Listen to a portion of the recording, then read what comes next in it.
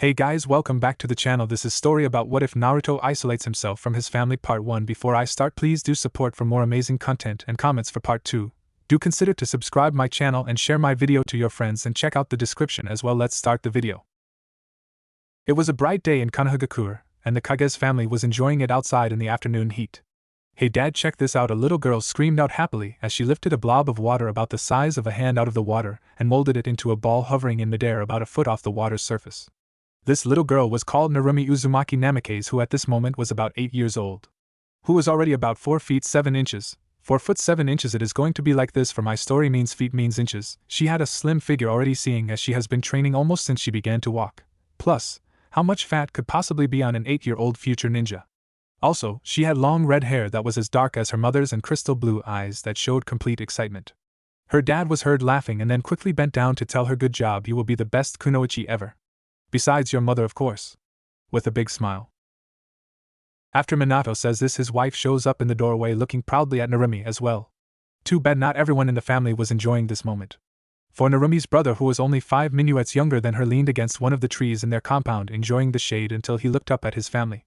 This boy was Naruto, the only one of the family that never actually considered himself to be in it. He was tall for his age at around 4 feet 8 inches with unruly golden hair and, like his sister's, shining blue eyes. Of course, Naruto was in shape as well for an 8-year-old, except for the fact that he had several scratches that have yet to heal from the village's demon hunt that happened this morning. You see, both him and his sister have the 9-tailed fox sealed into them. Except that Naruto has the soul while Narumi has the chakra. Of course, everyone still only attacked Naruto for that reason, because they thought that Naruto would eventually become possessed by the fox. Che, my family looks as happy as ever and they still don't even notice me. Too bad for them. If they won't help me train, then I will just continue to do it by myself in secret. Naruto thought to himself, then pulled out a small book called Sealing for Advanced Sealers and began to read until it was finally time for supper. Where his family doesn't even call for him and they just walk into the house and close the door, leaving Naruto to realize himself. Of course, when they all sit down, everyone except Naruto began to chat happily while Naruto just sat at the far end of the table and finished his ramen. When he did, he simply put his bowl into the sink and walked to his room. Of course, he wanted more, but he knew already that they would only give it to him if Narumi didn't want it, which never happened. You see, Narumi was a spoiled kid who always got her way. When they were growing up, she would always give ideas for stuff to do. Though when Naruto tries to pick something else, they always went with Narumi's idea, leaving her to sometimes brag and contradict her brother just to mess with him. With this and the fact that she was being trained while he wasn't, Naruto slowly began to isolate himself and not really bother trying to befriend anyone. Though Naruto was smart. If anyone actually noticed that, they would quickly realize the greatness Naruto was destined for, but sadly the only one who ever did was Kurama, otherwise known as the 9-tailed fox. You see, Naruto met her when he was 4. Of course, he only did because Naruto accidentally got hit, which causing him to be knocked out. Flashback. A 4-year-old Naruto was trapped in an alleyway where he was quickly pummeled into a pulp, thus making his world go black. Why does this happen to me? I never did anything to them, so why do they hate me? Was the thought Naruto screamed out in his mind. I am so sorry, kid, he heard after that, and suddenly he was ankle high in water with what looked like a sewer. Where am I and who are you? Naruto screamed out, hoping for answers. Of course, after he said that, he soon came to find a giant room that had giant bars cutting the room in half with the kanji for seal place upon a slide of metal that stretched between 2 of the bars. Well, what is this place, and why is this here? Naruto couldn't help but think. For starters, this is your mind, or at least the representation of it. And these bars are here to keep me inside of you and still away from you. A deep voice told him that seemed to echo around the room. What, this is my mind? Wait, then why are you in here? Naruto asked the voice, hoping for more answers. Of course, after he asked that, 2 giant red eyes that had black slits going through them looked directly at Naruto from the other side of the cage. I am in here because this is my prison. The prison I have to stay in because of a misunderstanding. The voice said. Then slowly the cage began to light up, showing the giant orange body of a fox. Kyubi was all Naruto could think when he saw this, then suddenly screamed out, why are you in my body? Wait, seeing as you are in here, you must be the reason that I am hated. Yes, youngling, I am the Kyubi and the reason why the village hates you. But it is not completely my fault. As I said, it was a misunderstanding that put me here. But that is a story for another time. Anyways, yes, I am so sorry that I have to cause a young kid so much pain, but it is also your village's fault. For they don't know the difference between the storage seal's scroll and the kunai held in it. Also, not even demons would torture a little kid for any reason. Still, I am so sorry, Kyubi tells Naruto in a sad voice. It is okay, Kyubi, it is clearly not your fault like you said. I just have one question for you, Naruto told the fox, surprising it. WW, would you forgive me just like that? How is that, Pos dash? Whatever, I will think on this later, but for now, what do you want, Kit? Kyubi asks Naruto. Simple, I want you to train me. I mean, you must be strong, so train me to be so strong I can protect my special people. If I ever have one plus, I want to be able to kick some major ass, Naruto screamed out, thrusting his fist into the air, causing the Kyubi to chuckle. Sure, kid, I will train you to make you as strong as possible. Though I would have even if you didn't ask, because I refuse to have a weak holder, and so you don't have the villagers beating you up every day. Just know that it will not be easy, and you probably won't like me too much after I am done with you. Kyubi says with a sadistic smirk, causing Naruto to gulp. Oh yes, I nearly forgot, if you are going to train under me then you should know my name, which is Kurama. Kyubi says happily and then slowly morphs down into her human form. That's right, Kyubi is a girl, people only mistake her just because her voice sounds so deep. She is constantly mistaken for a boy. Of course she was nowhere near a guy with a heart-shaped face, deep red hair, the same blood-red eyes that radiated her power, not to mention her figure. She had a perfect hourglass figure with a double D chest and a butt that was the perfect shape. Altogether she was a goddess on earth. Beautiful, Naruto couldn't help saying when he saw her human form, which got a small blush from the Kyubi. This is the form that I will be training you with. Now could you tear a corner off the seal so that we can talk without having to have you come in here? And while we are at it, could you change the layout of this place a bit for me too? I don't really like staying in a sewer. Just change it by wishing it to be something it is your mind. Kyubi explained to Naruto, and with that Naruto did just what she asked, and then transformed his mind to a luscious field filled with trees, small animals, and even had a small house for Kurama. Also, Naruto changed the seal into a collar for her. Much to Naruto's displeasure, seeing as he wanted to get rid of it completely but needed the key if he wanted to get rid of it without killing them both. And after he did that, he went back into the real world and slowly made it back to his house. Such a good kid, it is too bad this village can't see him for the kind and smart person Naruto-kun is. Wait, did I just say kun? No, I couldn't have. Anyways, I wonder if I should tell him about what will happen if his sister uses my power. Oh, well, I guess there will be plenty of time for that later, I guess. But I just hope that I can train him enough before it happens. Kurama thinks as soon as Naruto left, then began to explore her new cage. Flashback end. For anyone wondering if first flashback is still on in this chapter, and because I thought it would be funny. Naruto was always in his room when he was inside of the house. For it was the one spot where he had his own realm besides in stories. You see, seeing as his parents were always fussing over Narumi and her stuff, Naruto pretty much could do whatever he wanted to his room because no one besides him entered it. So Naruto just sat down and relaxed. It had been years since he started to train with Kurama, and she was a very psychotic teacher. Though thankfully nothing was done that would stunt his growth, so he was stuck doing push-ups, sit-ups, running, squat thrusts. And then in his free time, which was quite a bit, he studied chakra and other important things for ninja. Like kenjutsu, fuinjutsu, and ninjutsu. Though he had no skill whatsoever in genjutsu, seeing as he still had a large amount of chakra due to his Uzumaki blood. Of course his skill was greatly in fuinjutsu, which he guessed was because of it being popular for both families.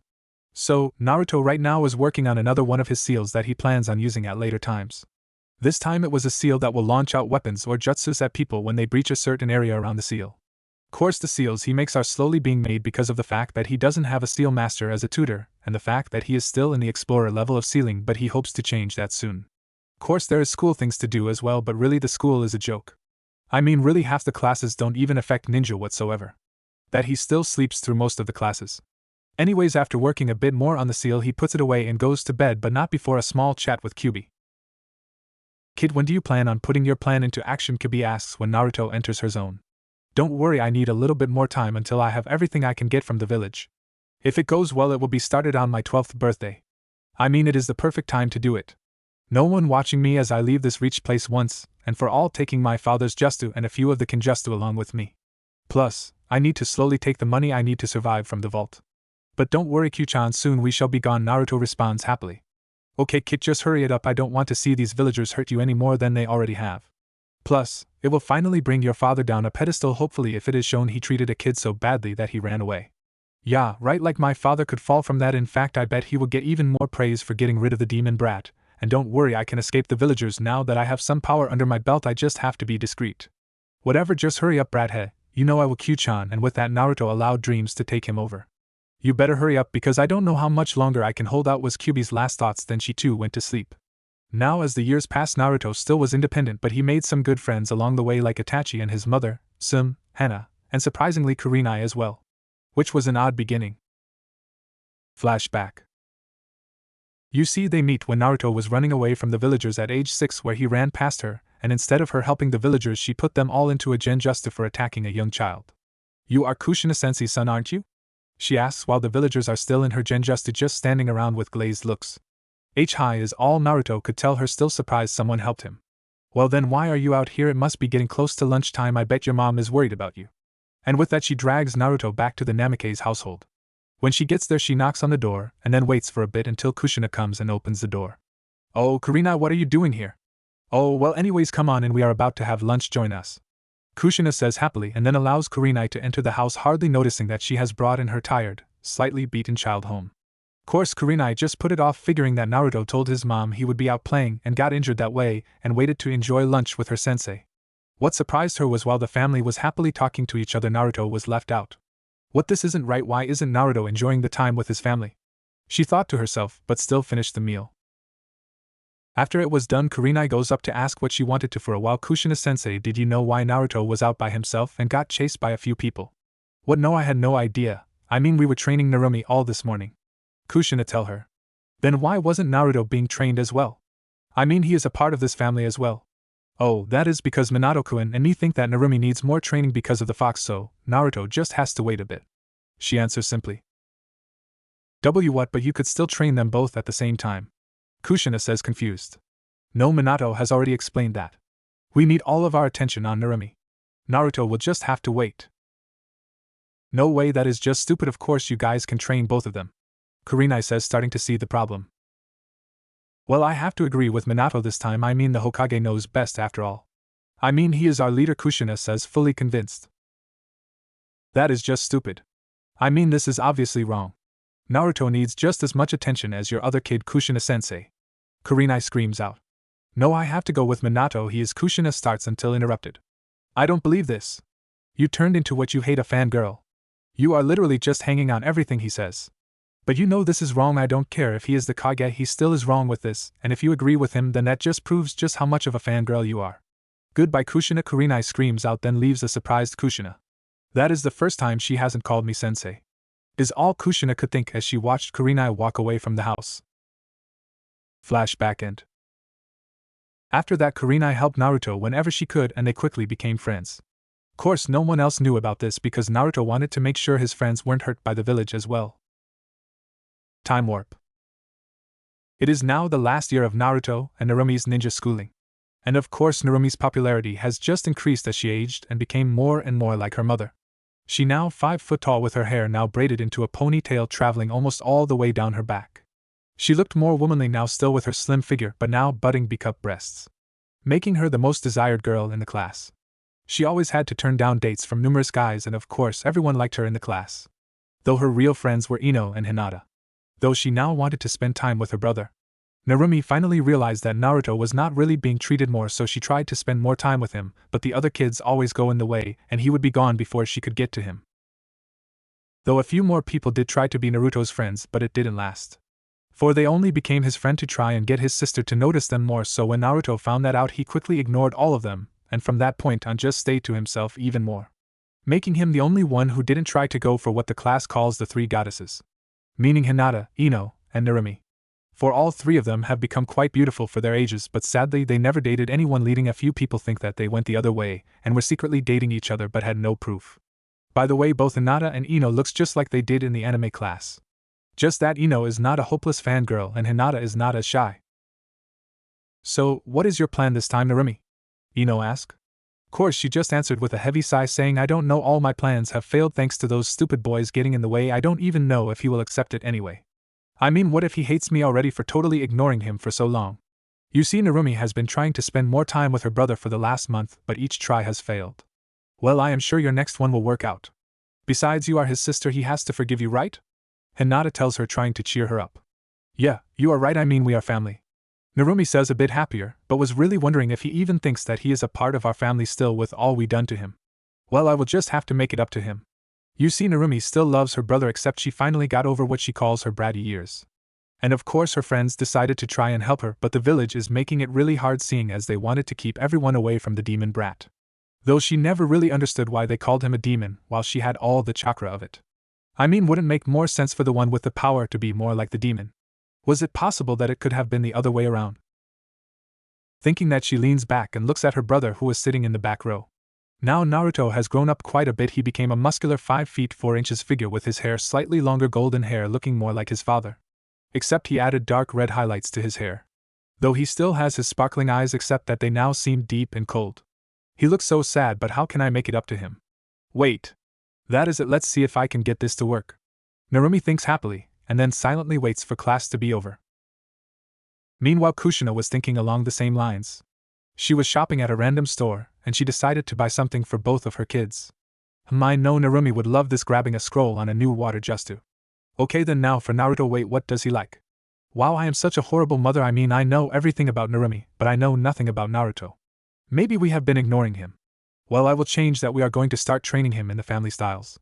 Yes, that is perfect. We will start him on their birthday in 2 days. And with that, she walked out of the store after grabbing a random ninjutsu scroll and went to find Minato. Minato was sitting at his desk thinking of his family, or more importantly, the way it is not complete. I told Naruto I need to train his sister first, but right now she is really good in the styles. Plus, I am sure it will put him back into the family because we kind of were leaving him out of the group. So I guess that I can tell him it will be his birthday present. Yup, that will make everything right again. I mean, who wouldn't want to learn our clan's skills? Minato thinks happily, then looks back to the paperwork he has to do still. Now let's see another one of the civilians' cases saying that the demon hunting group should be released from punishment due to service to city. He read out loud, then with a sigh put his approval on it. Naruto, forgive me, but I need to make sure that the civilian side of the council is on my side. And with that he took his break, hoping to see his family. Until a figure comes through the window. Jiraiya, what do you want? Minato asks his sensei. Nothing, just came to tell you that the frogs gave me a prediction. Jiraiya says, instantly catching Minato's attention. Oh really, what is it? The hero of this world will be a ninja of many powers. The heritage brought from 2 great powers. Brought in by a leaf, but soon starts the fire. Till the goal is complete, and destiny met its desire. The kid of power gaining the powers and support of many in power. Till their time comes and they put in the power. Soon shall be the end of the world we know. For a new time is on their shoulders. Brought up from the dark of the world, soon the light shall breach and beat. Jiraiya reads off of a scroll he has and then put the scroll away. Now the frogs want this kid as their summon, so is it okay if I give Narumi the chance to become their summoner? Jiraiya asks, already knowing the answer. So you really think that it is her? Is all Minato says. Of course I think it is her. She is from you and Kushina are probably the strongest ninja in the village, so I am pretty sure it is her. I mean, who else could it be? He said like it should be obvious.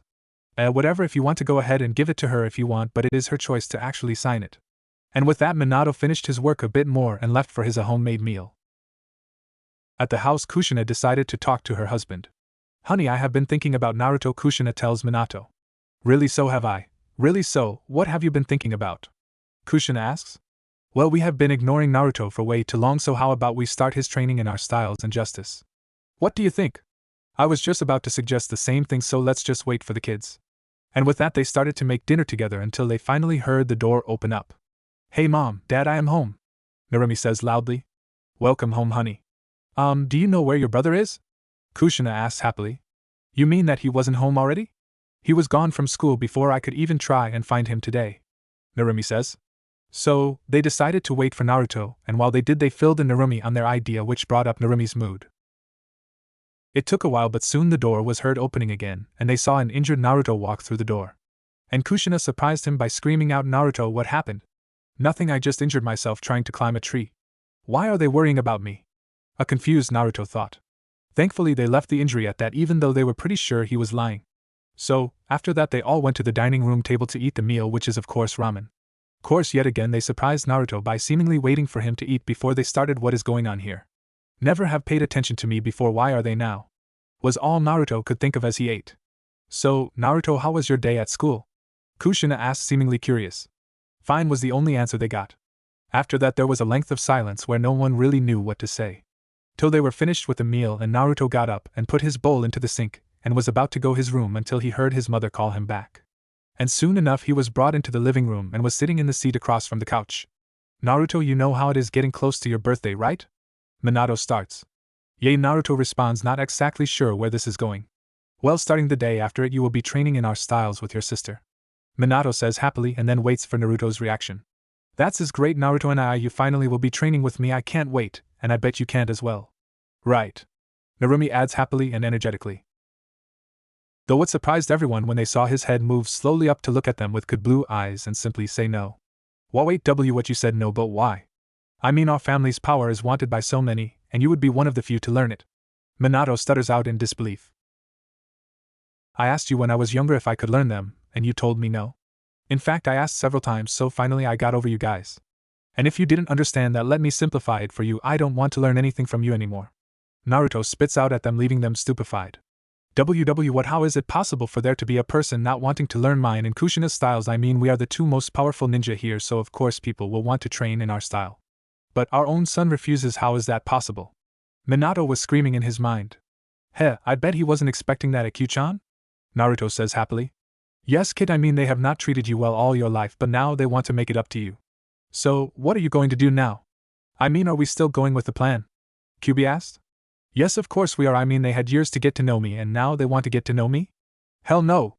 Our plan moves on as scheduled, and soon we both will be gone from this horrible place. Naruto tells her, a bit irate. Oh wait, I almost forgot to ask, when do I get that surprise you told me about, Q-chan? Naruto, I have already told you several times you will not get it until just before we leave, Kyubi says, being a bit annoyed. Sigh, fine, I will wait, Naruto says, disappointed, which tempted Kyubi into telling him, but she refrained from doing it because that secret was a bit too big. Sorry, Naruto-kun, but I can't tell you about it because I don't want you to know that I plan on using all of the energy I have left in this zone. After that, I have no idea what will happen to me, but at least I will give you a fighting chance in this world. And after that, Naruto went back to the real world where all his family was still in shock, so apparently he wasn't gone too long. Well, if that was all, good night, Kushina-san, Minato-san, Narumi-san, Naruto said, clearly forcing himself to have a neutral tone in his voice as he gave a quick bow and then walked to his room, leaving his family in utter shock, seeing as he not only didn't want them to train him, but he also just acted like they weren't a family. Has he gone that far into depression? Kushina and Narumi asked themselves. Wait, this couldn't be my fault for letting the village take their hatred out on him. I mean, the village can't be that bad on him, right? Yeah, he is probably in shock of such an amazing opportunity. Minato thinks to himself. And with heavy hearts for the girls and annoying smirk from Minato, they all went to sleep as well. After all this, they tried several things to interact with Naruto, which all failed, leaving them even more upset. While Minato just waited patiently for Naruto to come running up to him begging to learn his style. Finally, it was the night before. Finally, after what seems like ages, I not only have the perfect escape plan, but I have the perfect time as well. Naruto thinks happily as he was about to fall asleep until he heard Kyubi tell him to stay up. What do you want, Kyubi? Naruto asked her, seeing as he wanted to get some good sleep before he had to go. Kid, it is not only time for your present, but also I will tell you my actual name. Kyubi tells Naruto sadly. What, but you told me it was Kurama. Why did you lie? Naruto quickly asks, wondering if she didn't trust him. This is why I was postponing. You see, Kurama is the name I got when I became the Kyubi. It is given to each new Kyubi for an unknown reason. Though I personally think it is because those old coots don't want to learn new names. And before you ask, yes, the Kyubi has changed, but it is only after every 100,000 years. And no, I will not tell you my age. You never ask a girl that, heh, just wanted to add that if a girl reads this, take it as you want, but I mean no harm. Anyways, for real names, they are only given to the few you trust, and you are now one of them, Naruto-kun, so my name really is Natsue. For your gift, you need to go into your sister's room without waking her up. What are you trying to get me to do? Naruto screams out with a small blush on his face. Sigh, when did you get so perverted? Anyway, no, I need you to reach my sealed demon chakra. And to do that, you need to allow me to take over your body while touching her seal. Was all Naruto could say, then went to his sister's room to do what Kyubi asked him to do. When he entered her room, he saw her crunched up into the smallest ball she could. Plus, you could clearly tell that she was crying for quite a while. Man, I feel like I should comfort her. Wait, what am I saying? She is one of the ones that made me want to leave. Naruto thinks as he rolls her over so he could slightly and touch the seal. Almost immediately after, Naruto's subconscious was pushed back and Natsue was in charge.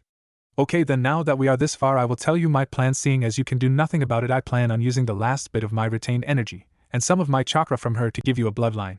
Natsue said with a sad smile. What, and no, I don't need a bloodline. Why don't you just stay with me and that would be good enough? Naruto asked, hoping to change her mind. So sweet. But no, I need to do this. You see, even if I didn't give this to you, I would only last about another month before I went away anyway. You see, a soul is not meant to be away from its chakra, so I have only been surviving by the chakra I collected from the chakra residue I left, and a bit from the death, seeing as she decided that it wouldn't be right for me to go back into hell without all of my chakra. Besides, now that I am in control, you can't stop me, so goodbye, Natsue said, looking about ready to cry. I am sorry, Naruto-kun, I wish I could have stayed with you, but I can't. Besides, even I don't know what will happen after this, Natsue thought, then began her ritual. Soon after, she started the seal on Natuzumi leak out a bit of demon chakra that traveled up Natsui's/Naruto's arm and dispersed around her/his body. After about 5 minutes of this, Naruto started to feel the energy pool up inside of him, making him feel his chakra coils increasing and his very DNA being transformed. Though it was not the easiest thing to go through, so in his mind Naruto was screaming in pain as he felt the chakra burn at his very essence, changing everything so slow that it seemed like an eternity. Till finally it stopped. And Naruto finally looked around Natsui's room, which was quickly crumbling away, and on the other side of the room was a semi-transparent Natsue. "Please don't leave me," Naruto says, tearing up. "I am sorry, Naruto-kun, but I had no choice. It would have come to this eventually, so why not when I can give you something for it? Now don't get sad, I have managed to unlock the Uzumaki's rarest bloodline, the Rinnegan. Now you need to master it yourself, but I left a scroll on it in your room, seeing as I was kind of taking you over when you gave me consent while you were semi-awake. Now the scroll is under your bed, hidden under a floorboard. Now go goodbye nar Naruto-kun," Natsue said as she faded away from Naruto's mind. Goodbye Natsuheim was Naruto's last thought until he brought himself back to his room and fell asleep. When Naruto woke up, he sat depressed for hours until it was close to the party. Well, I might as well continue the plan. I will mourn for her later when I am free, just like she would have wanted. Naruto thought, then went downstairs to get ready for their party.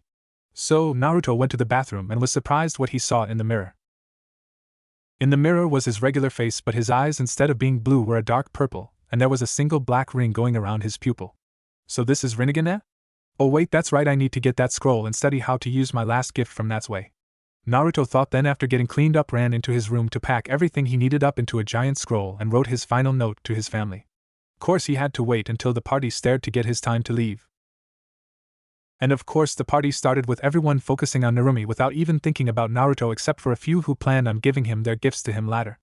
Well, that is all I need. I can hear the party starting now. It is time to go, Naruto told himself, and started to walk to his window, leaving a sealed envelope on his bed. And without turning back, he jumped out his window without an emotion shown on his face and didn't even turn around. Goodbye, my friends, he thought as he pictured the few people in the village he cared about. A while later, Naruto speed past the wall of the village and was a mile away from crossing the border when he decided that he should rest a bit before continuing. Meanwhile, at the party, everyone was having a lot of fun at the party until it was time for the gifts, which were plentiful. Though most of it was just toys and other things Narumi wanted, there were also ninja stuff for her as well, till finally she got to Jiraiya's gift to her. "Here you go, Gaki," Jiraiya said happily, throwing down a big box that landed right next to her, and when she opened it she saw a giant scroll which made her eyes light up. "Is this?" she asked, until Jiraiya quickly interrupted. "Yes, it is. I would like you to sign it if you would be so kind, and I will teach you all about summoning frogs." "Yay!" Narumi screamed out happily. "Can one-chan sign it as well?" Narumi said hopefully. "Oh, of course he can," Jiraiya said, a bit surprised by her asking. "Yes, now he will have to train with me, then I can finally apologize to him," Narumi thought in pure bliss. Then Kushina realizes Naruto was not downstairs and asked Itachi to go and get him, which he did happily. Until he walked down moments later looking depressed while holding a piece of paper, putting everyone on edge. He walked up to Minato and Kushina and showed them the letter, which made them both frown. "MBU, all of you go out and find Naruto, he is trying to leave the village," Minato screamed out, and soon blurs were seen running around the village looking for Naruto. "Naruto, where are you going?" Narumi though sadly as she looked out the window, seeing as she was told she couldn't go search. "Oh, stop worrying, he is better out there than in here," Gaki, a voice scolded her. "What, who are you? How did you get into my mind?" Nope, don't feel like maybe after Naruto-kun escapes this hellhole," the voice told her mockingly. "Come on, Naruto, it may be my fate to be forever locked up here, but you still can escape yours," the figure thought as it ignored Narumi. "What? No, I insist you tell me. I mean, it is my mind, so tell me all I want to know, and how you know Naruto and I." Narumi yelled out, and stomped her foot down in frustration. "Bah, I am not in here by choice, so I don't really feel the need to answer for you. But as for Naruto-kun, it is simply the fact that I am one of his closest friends who would be going with him if I could. But seeing as fate brought me here to be stuck with you, Gaki, I have to settle with only my gift going with him," the voice told her. "Fine. But I want to make it clear that we will be talking after Naruto and I is brought back," Narumi yelled out, still acting childish. "Bah, he won't be brought back, I promise you that," the voice said, completely believing that it was right. "No, he will be brought back to me." "Wait, who are you anyways? I mean, are you related to Ino-chan?" "No, I am afraid I am not. You see, when I gave Naruto his gift I used up all of the chakra that I managed to regain. Seeing as chakra regeneration is very slow when you are in seals. Anyways, I didn't know what would happen to me after that, but apparently something brought me to the largest reserve of my chakra. So we are stuck with each other," the voice told Narumi. "KK-Kyubi. In the blood well soul you get the point," Kyubi says with a sneaky smile on her face. "What? How? Wait, if you are here, does that mean that bro is dead or something? Narumi started freaking out. Baka human, I just told you I came here because I used up all my chakra I had in him. Besides, it is not like you ever cared about him anyways. QB spat at Narumi. WWH, what I cared about him? I mean, I just realized how bratty I was acting to him about a year ago, and have been trying to talk to him several times, but either got too nervous or got stopped by fanboys. I mean, I was just about to tell him how I felt today right after the party. Narumi screamed at QB. Che, it will be a cold day in hell before I believe that crap you just told me. QB told her in disgust. Though if you really feel this way, then I wonder what those feelings are, she thought with a perverted gleam in her eye. It doesn't matter what you say, Baka QB, I still will find him, and tell him how I feel even if he actually does leave this village, Narumi thought, determined. Plus Naruto plus. Naruto decided to start to move again after a few minuets of resting. He was close to the border, but still he had to make it over it to finally be free. So, after quickly picking up his small camp, he started running as fast as he could to the border, and soon was nearly at the end of the tree line signifying the edge of Konohagakure. Yes, I made it.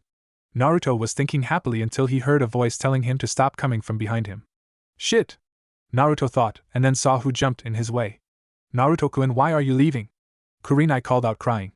Sorry, but this village is not for me. You and the gang will always be my friends, but I just can't handle the villagers' crap anymore.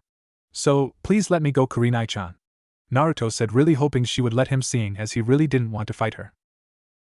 Fine, Naruto-kun, if you really think you have to leave, I will let you, but if you forget about us, I will make sure I come and put you under a gen just to even you can't get out off. She told Naruto, still crying a bit. Wow, I really need to figure out a good way to give off emotions and other random stuff. Man, you really don't realize what you will need until you actually start one. Oh yeah, and this one is so annoying because I keep wanting to write in first person due to the last story I was working on. Thank you, and I promise that I won't forget you all. Please tell everyone I will miss them. But this is something I need to do, Naruto said, and with that he ran past Kurenai and officially crossed the border, leaving his old life behind him. Plus 2 months later plus. Man, it has been a long time since I saw some action, Naruto told himself as he did some early morning stretches. Then he quickly went down to the river and took a quick bath and got ready. Course, as soon as he did, he heard a loud group start making a lot of noise and decided to check it out. Plus with the group plus. Ha ha, what a good haul we got from that last village. I mean, look at all of this alcohol and food. Not to mention all of the entertainment we found, a random thug told his friends, who were all sitting in a circle as he pointed behind him at the cage on wheels where there was about 24 girls sitting in ripped clothing, cowering in fear as close to each other as possible. Their ages ranged from what seemed to be 12 to about 30. After the guy said that, his group laughed with him, utterly terrifying the girls. Oh no, why did this happen to us? One of the girls whispered to herself while holding her legs close to her body. Sure, don't worry, I am sure some night will save us, just like in the tales we were told. Another of the teenagers whispered to her.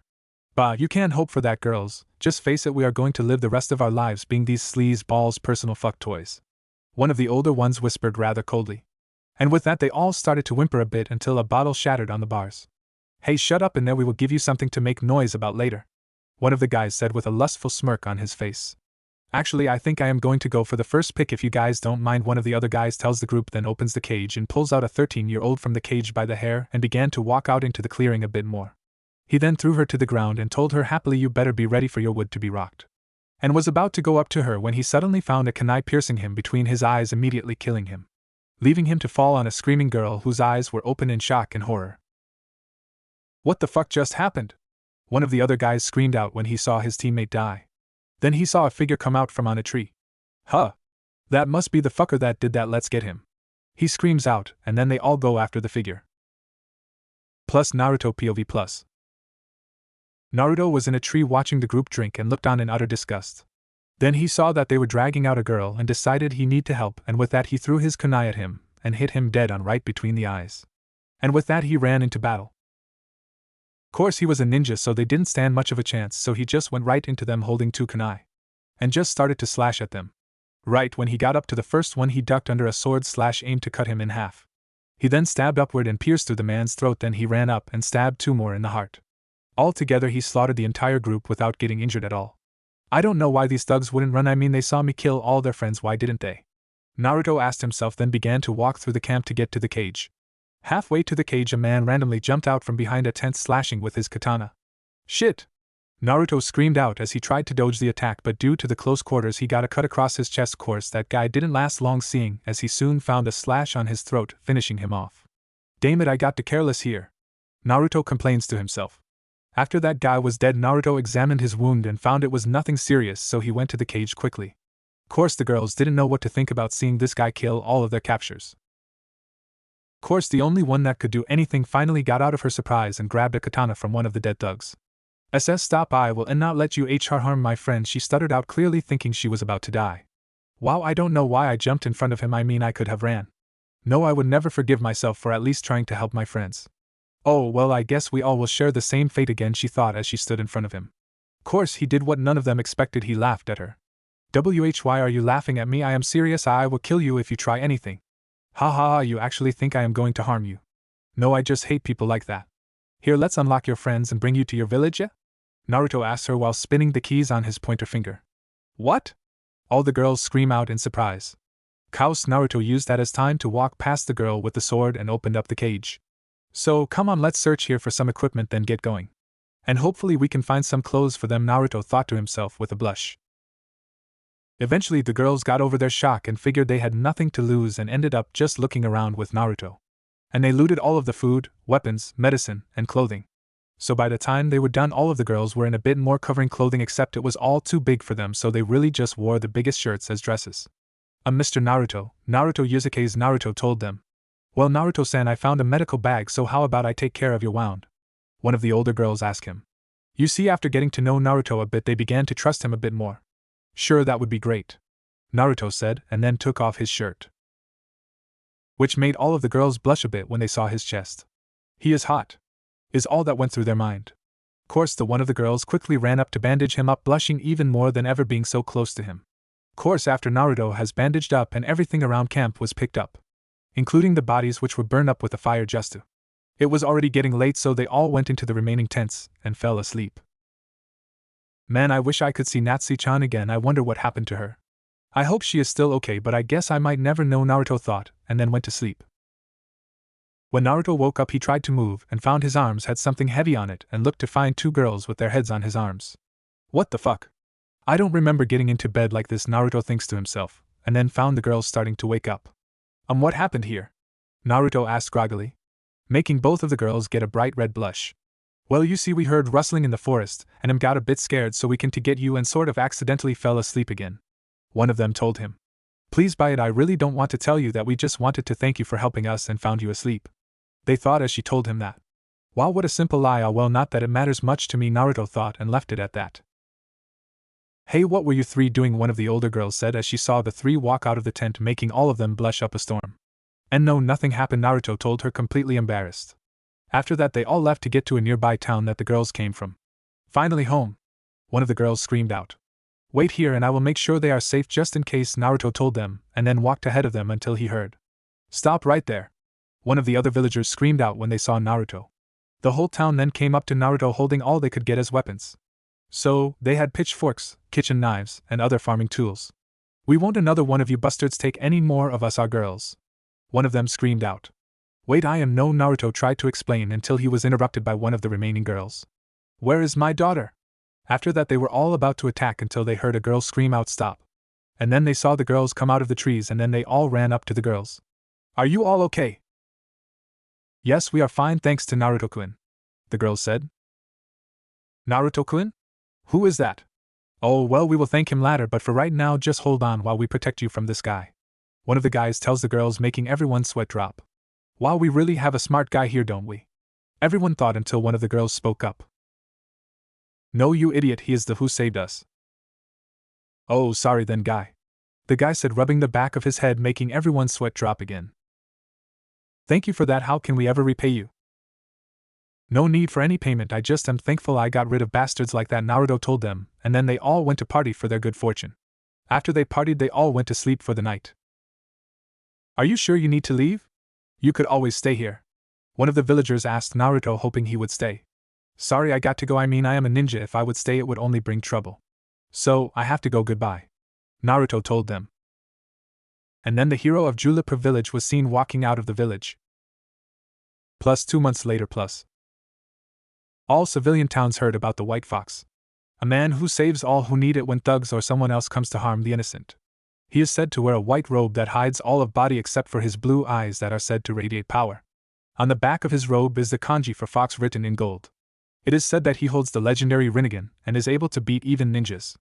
Ino read out to the rest of Konoha 12, Narumi took Naruto's spot. Doesn't that just sound like the perfect man? Ino said with a dreamy sigh. I'm sure if he is even real. Sakura screamed. Yes, it seems highly unlikely that there is a random vigilante running around the world helping people. Shino told them in his monotone voice. Yeah, and what about his Rinnegan thing they say he has? What is that anyway? Kiba asked to get answered by Shikamaru. The Rinnegan is a bloodline that is said to be one of the best in the world. It is said to give the user access to all 5 elements, and a 6th one called gravity. It is shown to be active by the user having purple eyes with black circles on it. And that is about all that is known about it. Geez, you really are a walking dictionary, aren't you? Kiba asked, just getting Shikamaru to mumble something that sounded like troublesome. Well, I guess the only way to find out is if we find him out on a mission, Choji said in between eating his chips. Whatever, if I see him I will force him to teach me all he knows, for I deserve it because I am an Uchiha elite. Sasuke said with cocky smile. Yeah, right, team. The only thing you are an elite in is being a cocky bastard, Kiba said, and they all laughed except for Sakura. That said, Sasuke just did his normal thing, sulking to himself. Narumi, that guy might just be Naruto-kun if the saying is true, Natsume said happily. Really, that means we have a chance to finally get him? Narumi asked happily, getting Natsume to smile as well. You see, in the time the two had, they both talked quite a bit, and eventually became friends, and eventually they told each other how they felt about the blonde. So, they decided that if they meet him, Narumi would put him into her mind zone so that Natsume can explain to Naruto. Of course, he probably wouldn't be around Konoha, so they had to get a mission away from it as soon as they could. Plus Naruto. Naruto now is traveling around to various villages dressed up in all white with a white robe that had the kanji for fox on it, and for a 14-year-old he was very strong and handsome, and for each town he visited that gave him a bunch of fangirls. Not to mention that every civilian knows he never asked for the name, he just went after the people he hated, which were rapists, thugs, killers, and basically any other person with ill intentions. You see, Naruto decided to try his hardest to make as much peace as possible in the world. So, he was praised by all of the villagers. And feared by all of the villains of villages and towns, though not too many people got to see his katana, which for right now was just a plain one, seeing as he didn't have the money to get too fancy with it, but it did the job just fine. But no one saw it except those who were dead, seeing as he has it sealed to his belt.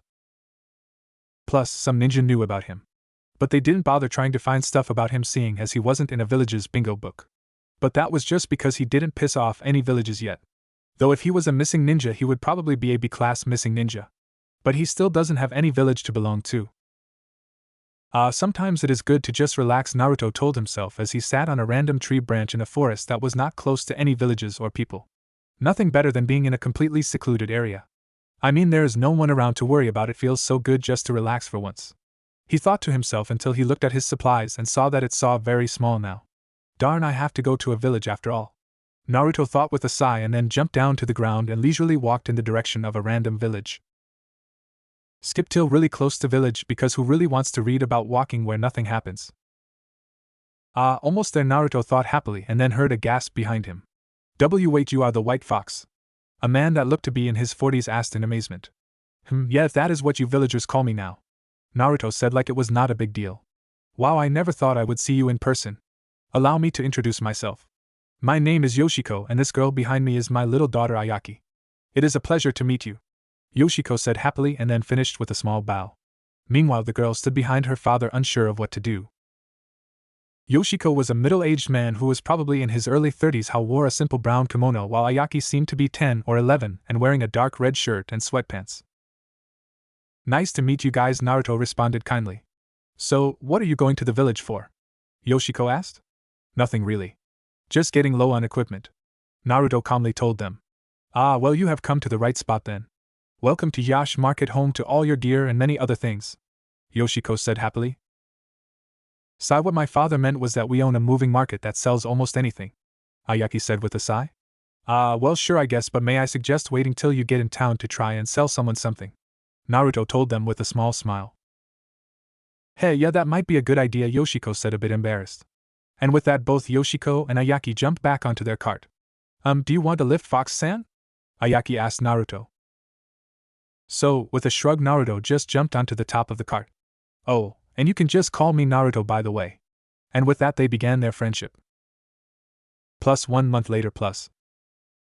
Naruto, Yoshiko, and Ayaki became good friends as they traveled around the villages, and right now we're traveling in a random forest. Hey Naruto-kun, how much farther is it to get to the next village? Ayaki yells up to Naruto. It seems to be still about another half an hour, Naruto tells her. Really that far, man? We sure are going slow. Wait, what is that? Yoshiko says, then was interrupted by the group hearing a random noise in the forest, which put all three of them on edge. Then all of a sudden a teenage girl in a blue kimono with long red hair running as fast as she could. What's the rush? Naruto called out to her. When he said that, she stopped and answered between pants, can't stop being chased, need to escape, get help. After that Naruto was about to ask what she was escaping from until two Tunin that appeared to be from the village hidden in the mist.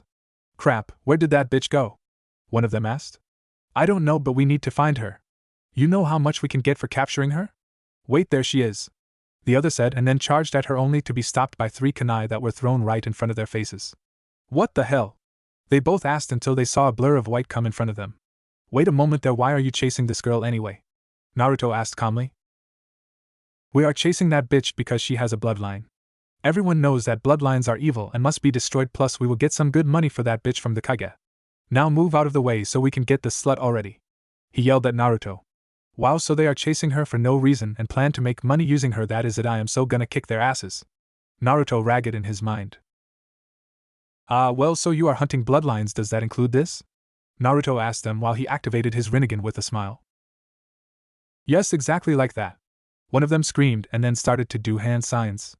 Water dragon, he screamed out, and out of a giant jug he had on his back came a giant dragon. Seeing this, Naruto didn't even blink but just put out his hand and screamed divine push, and the dragon hit the force of gravity and blew up, which surprised both of the guys. So, while they were still in shock, Naruto held out his sword in one hand and held out his other hand beside the hilt. Divine pull and brought one of them to his sword. Squelch. The man still had the look of surprise on his face as the sword pierced through his rib cage, killed him. After he died, Naruto let him slide of his blade and looked at the other one, which had a look of pure horror on his face. Shit is all the guy could think as he stumbled a bit, then ran as fast as he could away from Naruto, who let him run to check on the girl. Course before that he simply looked up to his traveling companions and apologized for them to have to see it. Well, those guys deserved it, Yoshiko told Naruto, and with that Naruto just nodded and went to check on the scared girl. Course he couldn't help but marvel at her beauty first. The girl was about a year younger than Naruto, with a perfect hourglass figure, ample breasts, beautiful shining eyes, and long red hair. She was a true beauty to see, and he couldn't help but blush a bit. Are you okay? Naruto asks her sincerely. I am okay, she tells him, still a bit surprised by what happened. That is good. Now can you tell me your name? Naruto says kindly. This guy just got rid of the people that chased me. He must be really strong. Though can I trust him? Well, I guess I can't really beat him or flee from him because of his strength. So, I guess I can only try and get him to the Mist Rebellion. I hope he does. It will be nice working with a hot— wait, what am I thinking? I just met this guy and I am already thinking of him as boyfriend material. What the hell am I thinking? She thought to herself, and then decided to try and befriend him. My name is Mai. She finally told him. Well, Mai-san, my name is Naruto. So, why were those guys chasing you anyways? Naruto asked her. Well, you see, I am a genin from the village hidden in the mist. And right now we are in the middle of a rebellion. Because our Kage has begun to try and get rid of all of the bloodlines in the village. So, us with bloodlines and those who agree with us are trying to overthrow the Kage to rebuild the village back to its former glory. So, will you please help me? Naruto-kun, Mai asked him hopefully with the puppy dog no jutsu. Yeah, I would hate to see a bastard rule over an entire village, so I will help you in the rebellion. Naruto told her after taking the time to think about his options. Then Naruto turned to the rest of his group. Sorry guys, I just have to do this. I promise I will see you guys again eventually, so after I bring you to the next village I have to leave to help. Are you kidding me? Here we have to go with you. I mean, this guy sounds really bad, so he deserves to be taken out of his position. Besides, it has been a dream of mine to just have a store in a single village and settle down. So, I am going to talk to the rebellion leader about loaning or trading my item stock for that business in the village. So, what are we waiting for? Let's go. Yoshiko told him with Ayaki nodding behind him. And with that they began to travel to the village in hopes of a better future for it and themselves. Plus, with Naruto's family a week after Naruto left. Plus, how is the plan going with this problem we faced? Minato asked the civilian council. It matters not that the demon left. The people still blame him instead of Narumi. One of the council said confidently. How can you be sure that no one in the village has decided to hate my daughter instead of Naruto? Minato asked them. Well, seeing as they are even partying about the demon leaving, I think it is safe to say they still hate Naruto. The civilian responded, still completely confident. So, what are your plans for Narumi? Another council member asked, causing Minato to smirk. If the village completely likes her still, then the plan we have for her will continue. But what about your wife? She will never know. Besides, she probably will never even figure out that I only married her to keep the Uzumaki powers and secrets in our hands to use as we wish. And with that they all left the council room, never noticing the figure in the shadow. So this is what you have been up to, Minato Tina thought, and then melded with the shadows. Meanwhile, with Kushina was still depressed about her son leaving without her ever even trying to make up for all the crap they did to them. Naruto, why did you leave us? I know we treated you horribly, but you could have gave us a little bit of time for us to make it up for you. I swear I will find you and make sure I can somehow find a way for you to forgive us. Kushina thought wishfully until she saw Narumi slowly walk up to her. What is it, honey? Mom, Kurama, I mean Kyubi wants to talk to you, she said, a bit nervous, and with that she did a few quick hand signs and screamed out mind world fusion, and then slammed her hand down on the ground. As soon as she did that, red symbols spread out and surrounded both Narumi and Kushina, and then they both entered into a zone that seemed to be a giant sewer with giant cage bars on the other side of the room. We are here now, can you tell us what you wanted to Kurama? Narumi tells the giant fox eyes that appeared when they came in. Good kid, and welcome to my humble home again, Kushina. Now I have brought you both here because I think you guys need to know. When me and Naruto still were together, we searched around for Jutsu scroll in the Minato's office. But instead of finding the Jutsu, we found something else much more interesting. Now I can't remember it exactly, but it had to do with both of you and power. So, just make sure you are careful and remember things aren't always what it seems. Now I am not giving this information to you guys because I like you, so don't get me wrong, I am giving it to you because Naruto-kun thought you had to know this even if he wasn't exactly happy with you guys. But let me tell you, I won't be telling you anything about Naruto, and I won't be helping in any way unless you guys somehow manage to gain my trust. Will be hard seeing as you treated my Naruto-kun so badly. Natsue told them with a bit of a snarl. What, no way, I can't believe this, but I might as well look. I mean, you never know what we will find, Kushina said while secretly only planning to do it just because it is the last thing Naruto might have wanted to tell them. And with that the search began to try and find proof in the Kyubi's words. Plus 1 month after Naruto left. Kushina and Narumi have searched for about 2 weeks until they found something interesting in Minato's private study. It was just a small scroll that was in a small hidden compartment on the bottom of the desk that had a scroll hidden in it. Though the fact that it was hidden didn't really bother them. What bothered them was what it said. Dear Minato, we have found that there is truly no way to find Naruto, so it will be impossible for him to tell your family about the plan. Now as for the plan, we need you to make sure you get your family to do what we want them to and keep them from being suspicious of anything. And above all, just remember the plan. From unnamed civilian council member. What is this? A plan that he is purposely trying to keep hidden from us. Natsue was right. Narumi angrily whispered at her mother. Yes, now we need to find out what this means. After all, we can't get too mad at something we have no idea what it is. For all we know, this could be something we are completely overreacting to. So we need proof, Kushina whispered back. And with that they doubled their effort to try and find the secret plans. Of course they were getting nowhere in the house, so they had to search the actual Kage Tower. But how are we going to search in there? Isn't there always at least one ANBU in the room at all times? Narumi asks. Just for her mother to just smile and say she has that covered. So, the next day when Minato left, they entered the room and Kushina whispered in Suoshi, how are the clouds looking today? Causing Narumi to just stare at her in confusion until a man showed up right in front of them. This man was very tall, at about 6 feet 4 inches, with bluish-green eyes that seemed to stare into your soul, dark blonde hair that seemed to be almost brown, and his mouth covered by a black scarf wrapped tightly to his wore a black ANBU-style shirt and pants. Though the most impressive part of his outfit was the giant sword he had going across his back. Think Zabuza's blade, just more like a regular sword's look to it. But altogether he looked intimidating and very strong, judging by his looks. Who is this? Narumi asks when she saw him. This is one of my old students who has always been one of my most trustworthy friends. I mean, he is practically family to me, Kushina told her happily, causing Suoshi's eyes to light up a bit in happiness. So, you are going to let us search in here? Narumi asks. Yes, as long as you make sure that it looks the same. I don't want to get in trouble, but I have to help Kushina-sensei when she needs it, Suoshi told them in a rather neutral tone of voice. Thank you, Tsui-kun, Kushina says, and then walks by him to begin to search. They searched for about 30 minuets thanks to Kushina's scanning jutsus until they found a secret scroll that looked suspicious. So, Kushina used her skills and seals to crack the seal and began to read after decoding it. Plans for Uzumaki Kushina and her daughter Namikaze Uzumaki Narumi. Seeing as the Uzumaki clan is so strong, we must make sure that it stays in the Hidden Leaf Village. This must be done by any means possible. Right now we are working on having our top shinobi, Minato Namikaze, seduce the last Uzumaki girl Kushina Uzumaki. Also know to hold the nine-tailed fox, also making it necessary for us to keep her here. Kushina was shocked to say the least. Her love Minato Namikaze actually didn't love her. He only married her because of her power. She was mad to say the least. All that was on her mind was anger and screaming out how dare he do that to her. Though after a while she continued to read.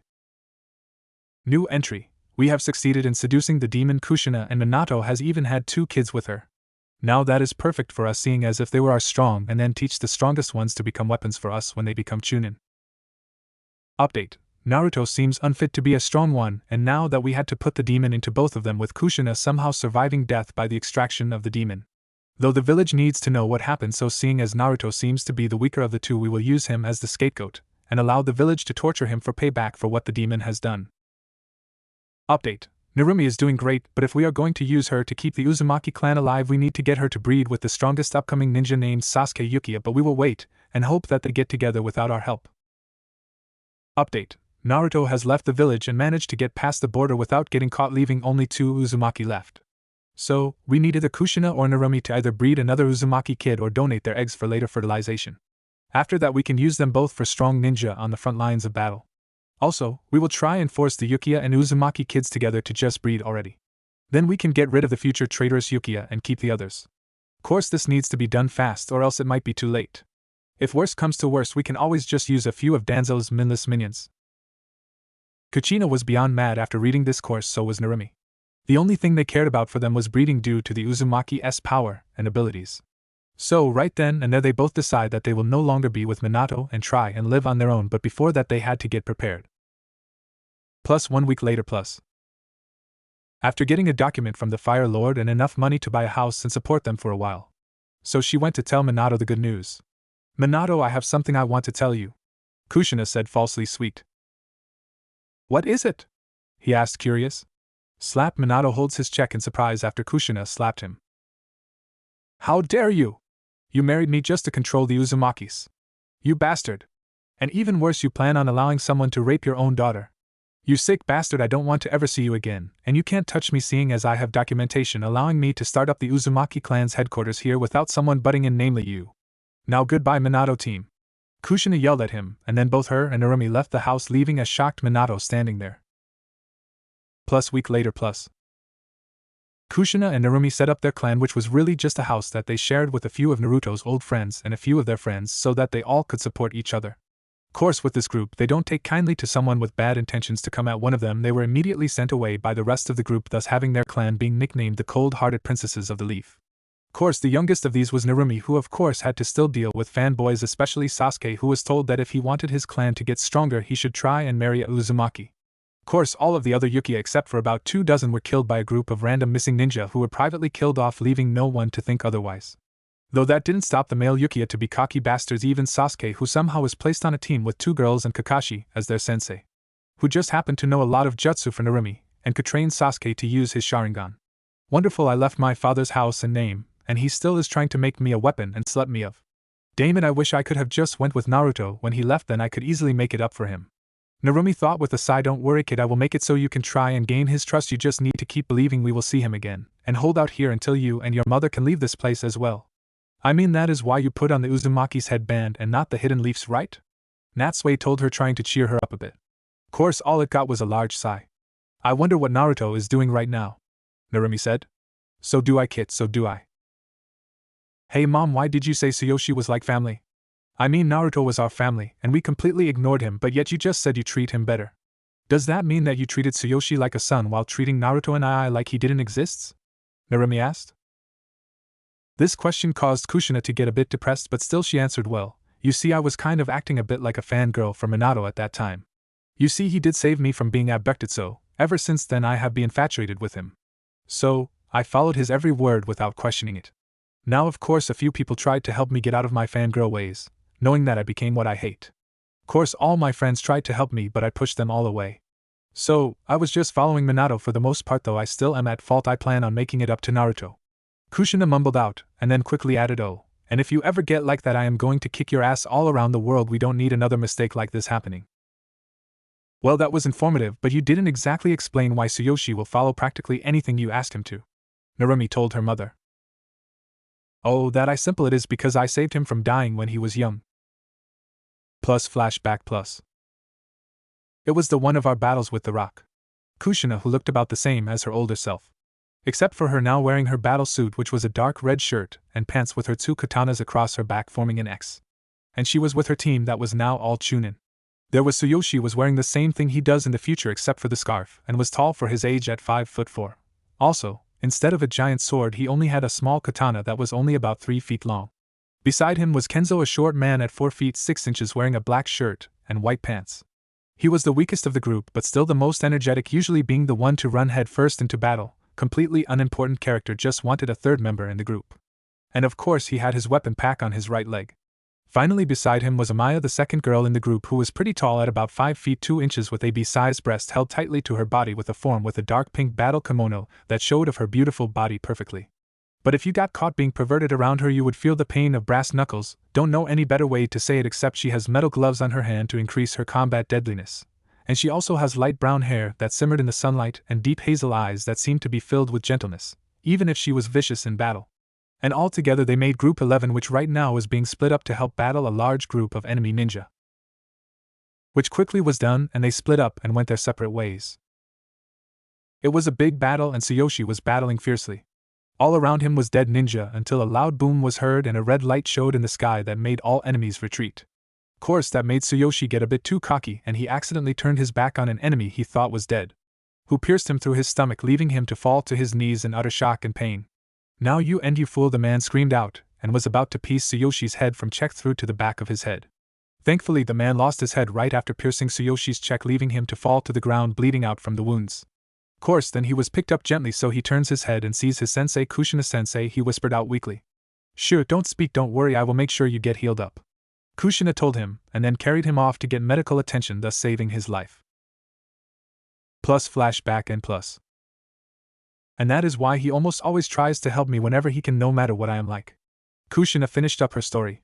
And after that they went out to get more stuff to get situated in their new house. This is just a way for me to explain the relationship Suoshi has with Kushina and showing a reason she didn't question Minato. Now he thinks of her as his hero and wants to return the favor somehow. Plus with Naruto and gang plus. Naruto, Mai, Yoshiko, and Ayaki were traveling slowly to the hidden village, only stopping when needed. Meanwhile they all were talking with each other and getting to know Mai more. "So, that is basically my story," my Naruto finished told her as he finished telling her why so many villagers called him by his nickname. Altogether they all were quickly adding Mai into the friendship circle. "Ah man, this is nice, just traveling around with people not trying to attack you. Riding around and just spending time to become friends. I mean, all of these guys seem really nice, especially Naruto-kun. I mean, he is the one who saved me," Mai thought happily, and then looked over to Naruto. "What a guy. I thought that there would never be a guy like this in the world, but apparently I was wrong. I mean, Naruto is kind, strong, handsome, caring, and loving. I mean, he is every girl's dream guy. Wait, what am I thinking? I can't be falling for Naruto-kun, can I?" Mai thought, shaking her head with a blush starting to appear on her face, which Naruto noticed. "Hey Mai-chan, are you okay? I mean, your face is turning bright red. Are you getting sick?" Naruto asked her, worried, while he pressed on of his hands on her head to try and check her temperature, making her blush even more. "No, your temperature is fine, just be careful, okay?" "Oh, I know, why don't you go inside the cart with Ayakine to cool off a bit?" Naruto told her, still concerned a bit. "Oh, okay," was all Mai could stutter out, and then went down into the cart for some rest. Sigh. "Naruto and I might be strong in a lot of areas, but he sucks with reading a girl's emotions, eh?" Ayaki said, shaking her head with a small smile. "WW8W, what do you mean I don't like Naruto-kun?" Mai stuttered out, blushing even more. Of course this answer just gave Ayaki a sneaky smirk. "Oh, and I suppose that you always had that much red on your face," Ayaki said, and no, Mai starts, then sighs loudly. "Yeah, it may be possible that I might have a little crush on him," Mai says, then stares at the laughing girl in front of her. "What is so funny?" "You are so trying to deny that you are totally in love with him," Ayaki said happily. Of course she got no answer from the now blushing Mai. Course after that the journey continued like normal. Plus somewhere outside of the hidden mist village plus. A group of people were in a big tent sitting around a giant table that had a bunch of maps and papers on it. Okay, so how is our troops doing? One of the people began until another person with the Mist Village's headband came running in. May-sama. What is it? The speaker, who was not named as May, asked. We can't find Mai anywhere. The last time we saw her she was heading into one of the small town around here. We think she was seen by a traveling loyalist. What? No, how is this possible? We need to go find my little sister. May screamed out. I am sorry, May-sama, but it is highly likely that she is caught or dead by now. It has just been too long. Mai is lost to us. The person said sadly and then left the tent. Meeting is done for now. So, please everyone just leave and let me mourn for the loss of my only remaining family. Mai told all of the people in the room and then waited for them all to leave. After they all left she started crying thinking that her sister was dead. Plus with all of the Leafs 12, regular gang that is in the show plus. All of them were there except for Sakura and Sasuke. Hey guys, so how are you doing today? Narumi asked all of them.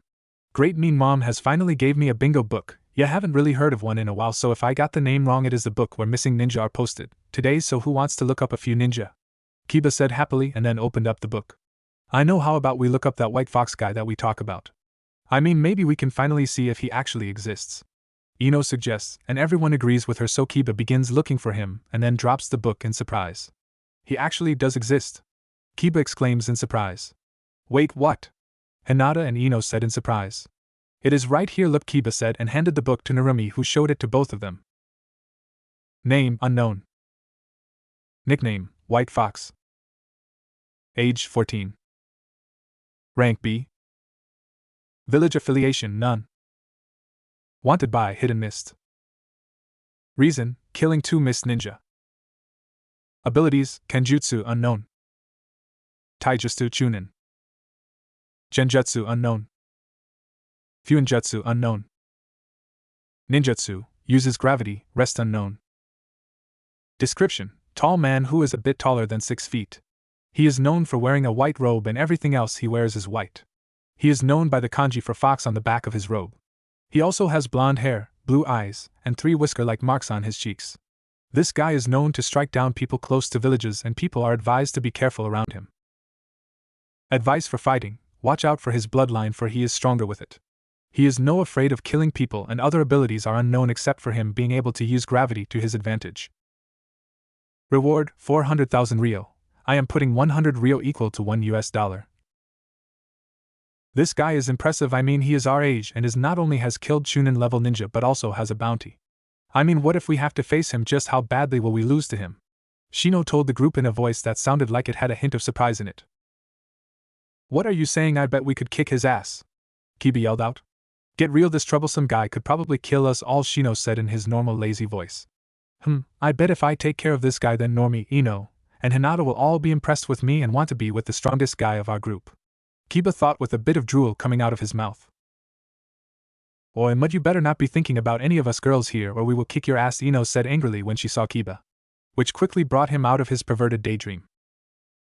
Naruto is making a name for himself, that is good. That means that he is strong enough to take care of himself. Natsuki told Narumi. Yeah, you are right about that, but now he has to deal with hunter ninjas, so I am still worried about him, Narumi responded. Don't worry kid, he will be fine, I am sure, Natsuki told her. Plus with Kurenai plus. Kurenai is now friend S with Kushina again after a very long talk. She even was searching a bit for Naruto on her missions. Course right now she was looking into her bingo book and saw the description for the white ghost. She could only think of Naruto, so this is what Naruto has turned into. Hopefully the civilian council and the Hokage. She thought and then shut her book and remembered what she heard from her investigating. Plus flashback to right after Naruto left the Leaf plus. Kurenai was hiding in the council chamber corner under a high-level genjutsu that only a true master of genjutsu will be able to discover and get rid of. So, she was safe from 90% of the NBU. And as she suspected, all of the civilian council and the Kage came in, but the shinobi council was nowhere in sight. Okay, let our meeting start. One of the council members said. Okay, then how is our plan affected with Naruto leaving the village? Minato asked them. Well, you see, the fact that Naruto was just the scapegoat of all of the negative feelings people had of the demon. We have lost nothing really. I mean, the village is celebrating and seem to not care that Narumi still has the power of it. So, he is still a perfect part of our plan because he still is keeping the weapon safe from them and still allowing us to easily give her to any powerful shinobi we want. Oh, and just to tell you, we are completely sure that the Sasuke wants her. One of the civilian told Minato. And after that there was a long meeting that was entirely about them gaining more power in the village. Then they finally all left and Kurenai finally let go of some of her genjutsu and melted into the shadows to leave the room. Plus flashback and plus. I am afraid that this village is more corrupt than any of us could guess. Thank Kami I told everyone I trust about this. I mean, this is something that we all need to know, I think. I mean, it might ruin our village, but how will we get rid of it? Oh, Naruto, where are you? We could really use your natural smarts here. Kurenai thought, and then went to do her daily activities. Plus Naruto and gang plus. Ugh, how far away are we now? Naruto asked, seemingly bored out of his mind. Not too much farther. I think we will only have a few hours of travel left to do. Yoshiko told him. Ugh, really, this is taking forever. Ayaki screamed out with mine nodding in agreement. You see, after them traveling for a full 10 hours, everyone was getting a bit irritated. Still, they continued until they were only about a half an hour away from where Mai told them the base was. So, they decided to go to sleep and finish up their trip in the morning. Mai, so I will finally get to see you again tomorrow. I wonder how you are doing. Are you sad about me being attacked? Do you think I am dead? How close to winning are we? How will you react when you find out about my feelings for Naru? Wait, what am I thinking? Oh, well, I can't wait to see you again, sister. Mai thought, and then fell asleep. In the morning they all got back on the cart and went to the base. Of course, when they were only 5 to 10 minuets away from the base, Mai told them to be careful. Why? Ayaki asked her. Well, you see, the rebel bases can't really be too hidden, seeing as we all know the territory, so we keep a lot of guards around to protect ourselves. So if we do meet one, I will be the one talking, seeing as they already know me. Mai told them. Okay then, Mai-chan, I trust you, Naruto said, and then lied down on the roof of the cart. He trusts me. Mai thought as she smiled a bit. Oh, already daydreaming about Naruto, am I? Ayaki whispered to her. Which just caused Mai to blush and just jump onto the front of the cart with Yoshiko. Course, this just made Ayaki laugh as she entered the cart. Course, Mai was right, and it only took a little bit more travel for them to be stopped by a group of rebels. Halt, why are you going this way? One of the half-dozen ninja asked while holding out their katanas. So Mai just jumped off of the cart, getting surprised gasps from all of the ninja, who then began to talk amongst themselves. Show us all the people in your group. One of them finally ordered. So Ayaki, Yoshiko, and then finally Naruto came off of the cart. Course, when they saw Naruto they all gasped again, but this time didn't bother talking about it before they did what they decided before.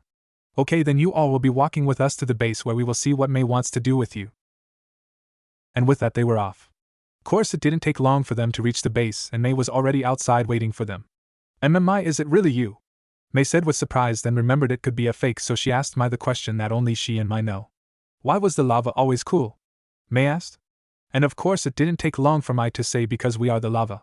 And with that they both got big smiles on their faces. Okay then, all of you come with me, Mai said, and then brought them all into the council room that was at that moment empty. And right after they were out of the public view, Mai soon found herself in a bear hug. Mai, I thought that I lost you, I was so worried. Mai said through tears of joy. Sis, you are holding me way too tight, I can't breathe. And is this how you want your first meeting with these guys to go? Mai asked. Which got Mai immediately focused on the new people and started to act like a leader again. Though I do thank you for bringing my sister back, why did you come here? Who are you and what do you want? Mai asked when she suddenly got serious. So of course Yoshiko and Ayaki stepped up to talk first, even if they were a bit nervous. Well, Mai-sama, my name is Yoshiko and this is my daughter Ayaki, and we own a wandering oddities shop and always wanted to set up in a town. So we were hoping that if we give you all the supplies you want from us, then we would want a building to set up a shop in the village when you win. Yoshiko said with a small bow at the end. Well, we will have to see what you have and talk it over, but that should be doable. Mai told them with a smile. Then Naruto walked up. My name is Naruto Uzumaki, and due to Mai-chan telling me about what you are fighting for, I find it very valiant. So, if you would allow me to, I wish to join the fight. Naruto told her. Ah. Really? Well, we could always use new people, so I will talk with the group about you joining. Mai told him. Okay, then we'll talk to all of you again tomorrow, seeing as it is getting late. You may sleep in your cart tonight, which I assume you do anyways. Mai tells them, and they all nod and were about to walk away when all of the council came in. So this is the crew that brought her in, eh? Well, anyways, we are here for the meeting, Mai-sama, one of them tells her. Okay, then we will see you tomorrow, have fun in your meeting, Naruto tells her, and then they all walk out the door. Course, it was then that they all saw the kanji on his back, and it finally clicks. You are the wit fox. They all say in complete surprise. Yeah, I am called that now I guess, though I don't know why it is such a big deal. Ah, well, see you guys in the morning. Naruto told them, then walked out of the tent. So, that is the white fox. He doesn't look as scary as I thought he would. One of the council says, confusing Mai. What do you mean? Naruto-kun's known all over is really good, why would it be scary? Mai asked them. Mai, you weren't here so you don't know this, but he was just put into our bingo book for killing 2 of the loyalists. I mean, even if they were not on our side, we still don't know why he did it, so we should be careful around him. One of the council said. What? No, he can be trusted. I mean, he only killed the 2 loyalists who were chasing me. That is why Naruto-kun is in the book. Mai told them. Really? Then I think we should take the time to think about these new people and what they want. And when everyone agreed, they too left, leaving only Mai and Mai in the room. It is so good to see you again, Mai said, truly happy. Yes, as it is to see you, but what I want to know is why it is Naruto-kun. I mean, you never called a guy kun in your entire life. I mean, even the ones you are friends with you don't call kun, so why call ho? I see what it is. My little Mai has gotten her first crush. Mai said with a big smile, causing Mai to look like a tomato. It is not like that. I am just really thankful for all he has done. I don't like him. Mai managed to tell her sister, who just rolled her eyes. Sure you don't. Now why don't we tell each other about what we missed, but more importantly what those people are like? Mai said, and with that they spent the night talking. Everyone was starting to wake up when Naruto and company were back in the council meeting. So, we have thought over each of your wants, and have come to a decision. One of the council said, then let Mai say the rest. Okay, for your supplies case, Yoshiko, we have decided that we will need more businesses after we win, so we have decided to go with that deal. Mai told the now happy Yoshiko. You hear that, Ayaki? We have a home. He told his daughter, who was just as happy. Which in turn put a smile on everyone's face due to their reaction. Course, after a while Mai continued, as for you Naruto, if you join we must know your skills and other information. Also, we will need you to be watched over until we are sure we can trust you. Plus, if you will allow us, we would like to ask you a question that you don't need to answer for you to help us. So will you let us? Mai asks. Yeah, those ideas are fine with me, and yes, I will answer the question, seeing as now that you are the leader of the rebellion I must follow you. Naruto tells them with a big smile on his face. He is smart. I mean, he automatically tries to get on my good side with a bit of clever speech. Mai thinks, then quickly asks the question they all had on their mind. Quite right, so our question is, are you the actual white fox? Mai asks the question that was on all their minds since they first saw him. Yes, I am called that by many people, but my real name is Naruto, not White Fox. Naruto tells them with a little bit of a stern expression. By the way, they aren't sure they are going to win, they are just that motivated that they think no one can stop their dedication. So, yeah, they are just hoping they will win. Just clearing that up. Yeah, we need to keep him. Imagine all of the publicity we would get if word slips out that he is fighting for us. All of the council members thought to themselves, hoping that more people would support them if they have a hero of the civilian world with them. As we thought. Now that we need to talk about the fact that you are in the bingo book. One of the council said, causing Mai, Naruto, Ayaki, and Yoshiko to gain extremely confused looks. What are you talking about, sis? Mai finally asked Mai. Well, you see, Naruto-san here is marked as a B-ranked Rouge ninja that is wanted for doing something against the Kage we are fighting here. Mai told them. But why would they be going against Naruto-kun? Oh wait, of course. It was the ninja he killed to save me. Mai said, suddenly realizing why. Oh, so that is why. Then we must thank you for saving our leader's sister. Then Fox-san, one of the random council, told Naruto. Oh, it was no prob. Wait, did you just say leader's sister? Naruto asked, surprised. Yes, Mai is my sister, so I must thank you, Naruto-san. Mai said happily. Man, I managed to save one of the only one that really matters to the leader of the rebels. Man, imagine what could have happened if the Kage got their hands on her. Naruto, though, when he heard this. Yeah, Naruto is still a good guy, so he doesn't even think that he could be asking for favors because of it. Wow, then you are welcome, though I really had no idea it was your family, Mai-san. I just helped her because those guys were sickening even to be around. So, I wasn't going to let them overpower a girl, that is for sure. Naruto told her firmly. That look, could he really mean that, I wonder? Maybe he really is a pretty good guy. Not to mention he is a looker. If he really did mean that he did it out of the kindness of his heart, he might just be the perfect guy for Mai. Though I still need to make sure before I allow it. I mean, even she is my sister, I can't let just anyone date her. Mai thought happily. Okay, then now we move on to skills. So what would you say your skills are, and what do you possibly have to help our cause, Naruto-san? One of the council asked the question they all wanted to know. Of course my skills would probably be all at mid to high Chunin level, but I haven't really fought too much for a while now, so you may want to test me on that later on. But as for special things, I have Minto Namikaze's 2 special jutsus. Also, I have been studying in seals for quite a while, and would call myself a seal master, though I have yet to be tested on that as well. Course, the most important thing is that I have a bloodline called Rinnegan at my disposal. Naruto told them calmly but still left the council in utter shock. Wait, you are telling us that you have the legendary thought to be imaginary Rinnegan? Mai stuttered out and completely shocked that someone could actually have it. No way, you gotta be kidding me, can you show it to us? One of the council members said in disbelief, causing Naruto just to shrug his shoulders and activate his Rinnegan. Wow, it actually exists, is all they could think as they saw this. Course, even Mai and the others were surprised by it, seeing as this was the first time he really used, seeing as he never uses it unless he has to. Eventually Mai got out of her shock and told Naruto his first mission. Okay, then don't take this the wrong way, but you will be watched by our other ninja until we can completely trust you. Mai told Naruto. Fair enough, I guess. I mean, in this world you can't really trust anyone completely, eh? Naruto responds to her. Yeah, that is true. But anyways, we will test you later, but right now I have a mission for you to go on. You see, we are running out of food right now, so we need to get some villages around this area. Cows, they really don't want to help us, seeing as they are unsure if we are going to be able to win. But if the legend of the White Fox, who is known to save villagers, is on our side, they might be more willing. So, please go and help the squad we are sending out to go for that. Mai told him. Hi Mai-sama, Naruto said, and then went with the ninja that showed up to prepare to go with them. Course, it didn't take long, seeing as Naruto has yet to settle down, so he still carried all of his stuff on him. The only thing he really did was make sure his robe was clearly showing the fox on the back so that the people could clearly see who he was. And soon he met his teammates for this mission, who were a bunch of random ninja with nothing really special about them, so they just left quickly to go to a bunch of random towns try and get supplies. Hello there, people of this lovely village. We are here as agents of the group of people brave enough to go against the corrupt Kage. We are here today with our newest member, and perhaps you have heard of him. Please welcome the White Fox, hero of civilians, to our cause. Now, as you can see, our group is fighting for a very noble cause. So, we ask for your support. Though we will not ask for new soldiers to fight for us. Instead, we ask simply for supplies you would generously give to support our cause. So, please help us, and remember, we fight not for just us but everyone in the mist. One of Naruto's teammates calls out. In each village they went to, trying to get as many people to donate as possible.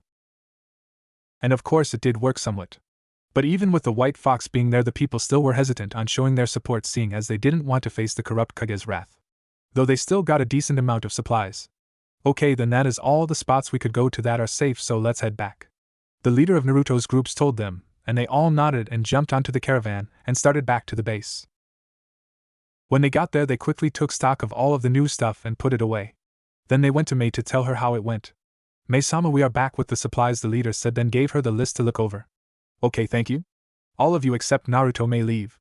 Mai told them, and they all nodded and went away except for Naruto. Okay Naruto, we have a tent set up. It is in the western district of the barracks. Mai will show you where it is, won't you, Mai? Mai told him, then smiled at her sister. Of course, Nisan, Mai said, and they both quickly left and went to Naruto's new tent. And here it is, Mai said happily, and then with a quick thanks Naruto got set up in his tent. Plus 2 days later. Yeah, Naruto simply went on supply missions because of how he was known as a hero to the civilians for 2 days. Plus, they watched him during these missions to see if he was really wanting to help them. That is why it took so long for him to get his test. Okay Naruto, today you will be testing your skills against one of our Chunin, so please meet us on training ground 3 in an hour. Mai told Naruto, who nodded then left to prepare. You really seem like you are more than a Chunin, Naruto. So, without you knowing, we are putting you against a Jonin instead, just so that we get to see your true powers. I mean, if you really are a Chunin, then we will tell you we made a mistake. But really, come on, we all know you are hiding something, so just show it to us already. Mai was thinking after he left. Mai, get me a Tusky-san please, Mai asked, and her sister left as well. Why am I getting him? He is a Jonin. Well, Mai will tell me eventually, I am sure. I mean, there is no way she is trying to not give Naruto-kun a chance, right? My thought then ran off to get him. Plus training ground 3 plus. Okay then, are you ready for your fight, Naruto-san? Mai said when both him, her, the council, and a few other people, guards, Mai? Yes, Mai-sama, Naruto told her. Okay, good, then let me introduce your opponent, Atsuki, Mai said, pointing at the Chunin. Atsuki was a 5 feet 10 inches muscular man. He had short straight brown hair that just slightly went past his hairline. His eyes were dark brown as well, that showed an eerie mischievous glint. On his chin was a cross-shaped scar from a battle of the past. On his back was his favorite weapon, 2 short blades that were on either side of his hip, both in deep red guards. Not to mention that his serious demeanor made him a fearsome opponent who earned his rank through pure hard work. Are you ready as well, Atsuki-san? Mai asked him as well, only to get a nod as her response. Okay then, let me explain the rules. You two will be fighting for 3 hours or until one of you is knocked out, to tier to continue forfeit. Though forfeiting will make your chances of joining us slim. Or are put into a situation where you would have died if we were fighting for real. Is that clear? Mai said, getting a nod from each of them. Then fight. Mai finished chopping the air with her hand. And then they were off. Naruto and Natsuki ran at each other quickly, swords drawn. Soon enough the clang of their swords clashing was heard several times. Eventually they slammed into each other, neither gaining any ground, so eventually they both just jumped away and slid back a few feet. You are pretty good, kid, Natsuki said with a smirk. Yeah, you too, Naruto said happily. And then they both ran back at each other. Naruto slashed at Natsuki's stomach only for his sword to be blocked by one of Natsuki's swords, while the other slashed at his head, which Naruto quickly ducked under it. Of course he just barely dogged it, seeing as a few strands of hair were cut off his head. They had a battle using their swords while neither one was really gaining any ground in it. So, they both put them away and began to use ninjutsu. So, Naruto quickly went through hand signs and then screamed out Suetun, Mizurappa, water release, violent water wave, then quickly shot out a jet of water at Natsuki, who jumped to the side and quickly called out his own jutsu, Kirigakure no Jutsu, hidden mist technique, causing the entire arena, not around spectators I should add due to next part, to be covered in a thick mist. What are you going to do now, Naruto? You can't see me, and can't even sense my chakra. See how it is to go against a master of our village's arts? Natsuki's voice said from seemingly all directions around Naruto.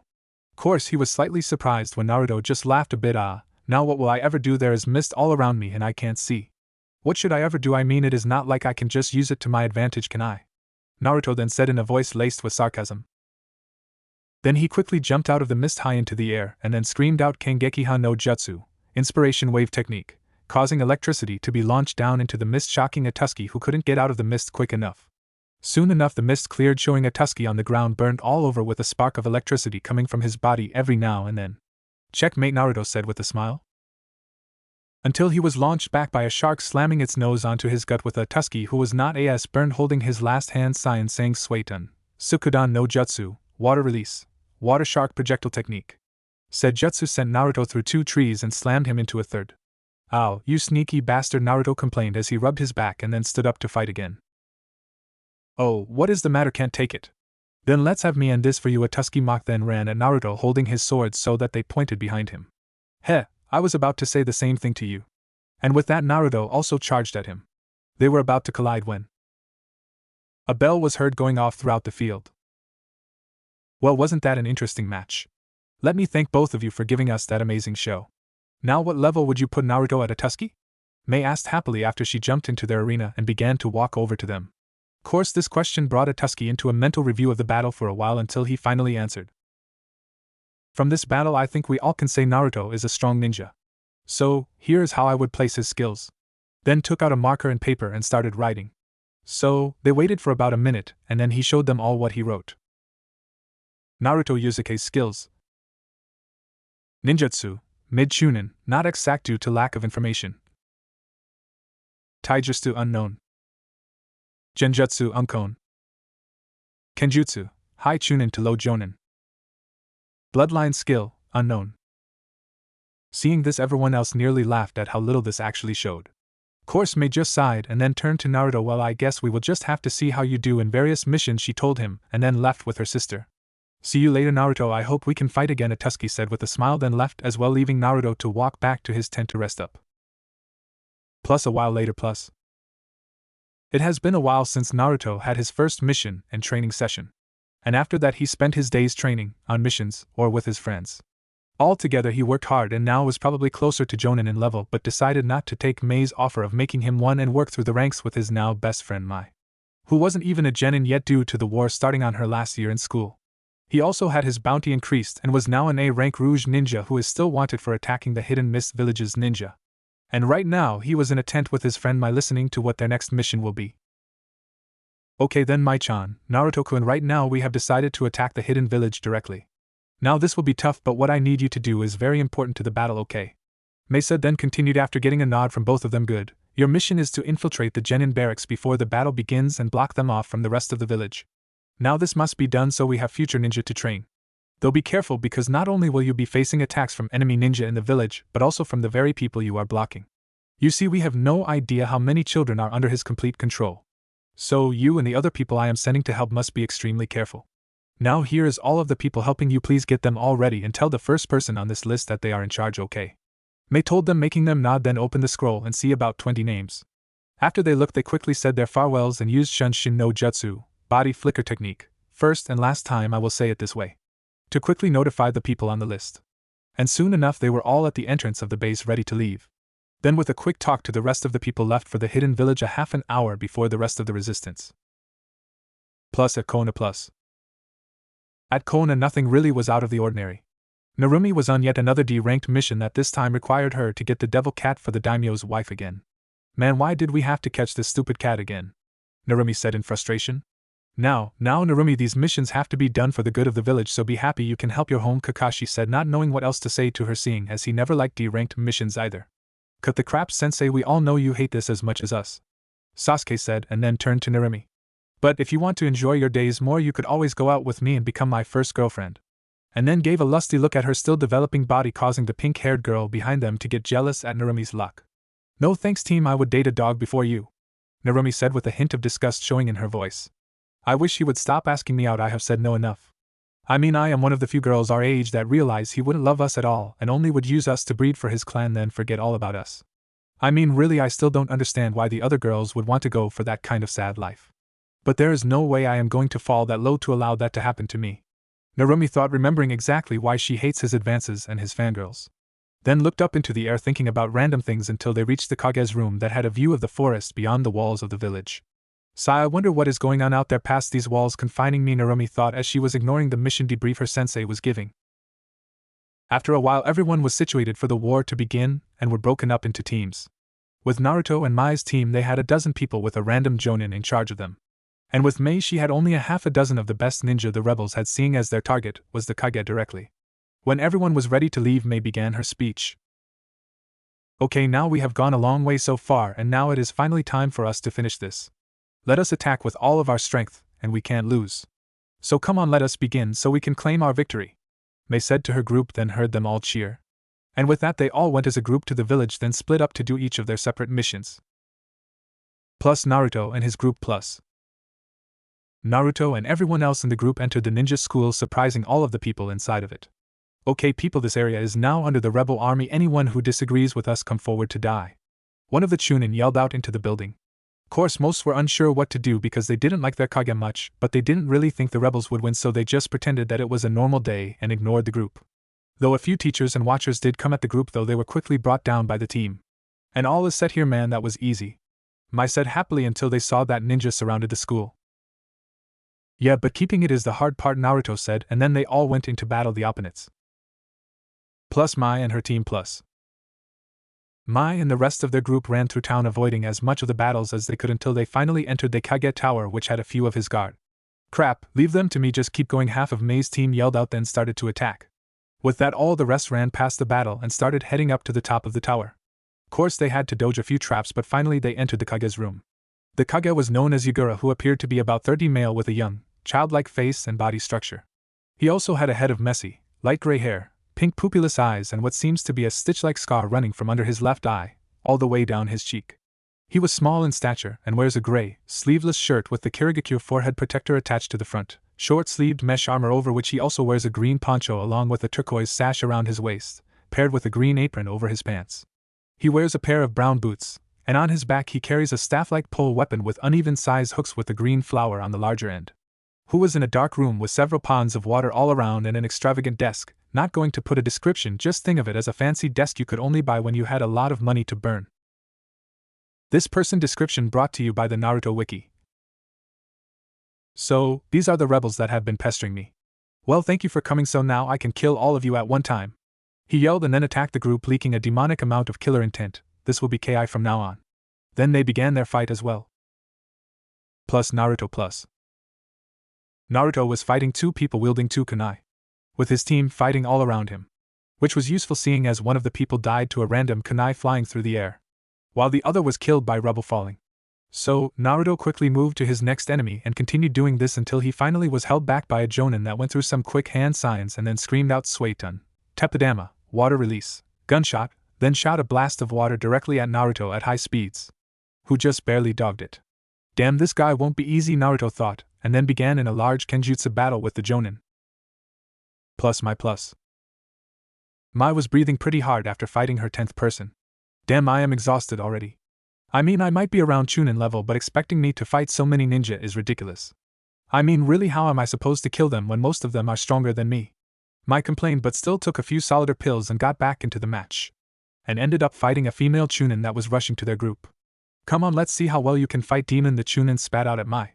Well, you will see soon enough, Mai said with a smirk, then quickly screamed out lava release, lava globs, and tried to melt the kunoichi. And with that they began their match. Plus whole village plus.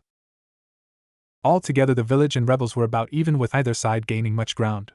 For while the village had more ninja, most of them wanted to rebel as well, and the fact the rebels have nothing to lose. So, really, they were all waiting for the Kage's battle to end to determine the winner. So, basically the whole war would be based upon the victor between the head of each groups. Plus Mai plus. Mai and her opponent were pretty evenly matched, with neither side getting too much damage. Though eventually the pure taijutsu fight changed when Mai's enemy screamed out water release, water whip, and had a strip of water form starting from 2 of their fingers. They then slashed at Mai and watched happily as it went straight through her neck, decapitating her. Too easy, she said a bit cockily, until she saw the dead body poof away into white smoke and heard someone jump right behind her, and was about to turn around until she felt a kunai pierce straight through her heart, killing her instantly. Thank Kami, Naruto taught me that, thought a sweating Mai as she stood over her now dead enemy. Plus Mai and group plus. Mai was having a tough time with Yagura. Seeing as he was a Jinchuriki, he had insane stamina and chakra. Not to mention all the jutsus, he knew he was an opponent who seemed nearly impossible to beat. Though that didn't stop them all from trying. So, they fought as hard as they could, but eventually they found themselves pinned down behind several stone walls they made using a jutsu. Crap, what are we going to do? One of Mei's protectors asked Mei. He does have a good point. I mean, there is not enough of us to face a Jinchuriki. Though we have to. We are all that can be spared from the other areas. So what are we going to do? Wait, that might just work. Mai thought, then began to tell her team the plan. Plus Naruto's battle plus. Naruto and the Jonin were in a major kenjutsu battle, with both sides bleeding from minor cuts on their bodies. Heck, kid, you're pretty good, the Jonin said with a sadistic smile. You too, Naruto tells him. Wish I didn't have to kill you, but you are in our way, so see you in hell, he said happily, then threw out 4 explosive notes at Naruto's feet. Boom. And the kid is done, the Jonin said with an evil smile. Wait, what? How? And no, that is impossible, the Jonin said in total disbelief of what he saw. In the middle of the fire was a boy with his robe with not a bit of ash on them. His skin wasn't black at all, but seemed to be steaming. Of course, the thing that scared him the most was the boy's eyes that seemed to change from the blue they were to something much more dangerous looking. Immediately, even with all the training he received, he cringed back in fear. What kind of demon is he? He walks out of the fire completely unharmed, with power radiating off of him. This is not good. He couldn't help but think in his mental breakdown. While he was in his breakdown, he didn't notice the boy come up to him and quickly stab him between the ribs, hitting the heart for a quick death. Dang, I gotta be more careful. He nearly killed me, Naruto thought as he looked down at his hardest opponent yet. Plus how Naruto did it plus. When Naruto sees that there are explosives around him, he quickly did a jutsu that he borrowed from his mother before he left. As he did, he quickly whispers out water armor. Plus, just to make sure, he uses his bloodline to push all of the explosion away from him slightly, reducing the damage he would have got down to the complete destruction of his water armor and some slight burns on his skin. And thankfully his clothing had repair seals on them which kept them from burning up. Naruto was happy with his win, and was catching his breath until he saw something land in the lac, leaking Ki in a massive quantity. Plus Mai plus. Mai and her group got prepared for their plan. Each of her guards went to a different side of Yagura, forming a triangle around him. Then they started to do a bunch of complex hand signs, all perfectly in time with each other. What are you fools doing? You think I will let you complete any jutsu you are trying to do? Well, think again. Yagura yelled out, then tried to attack the one in front of him. But before he could move more than a few feet, he heard Mai yell out lava release, obsidian coffin. Then she covered him in a quickly cooling lava ball that burned him until it cooled into hard obsidian that completely covered Yagura, leaving only his face out of it.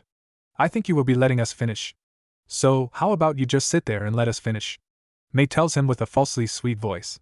Of course, Yagura wasn't happy with being captured and slowly began to break free from his confinement.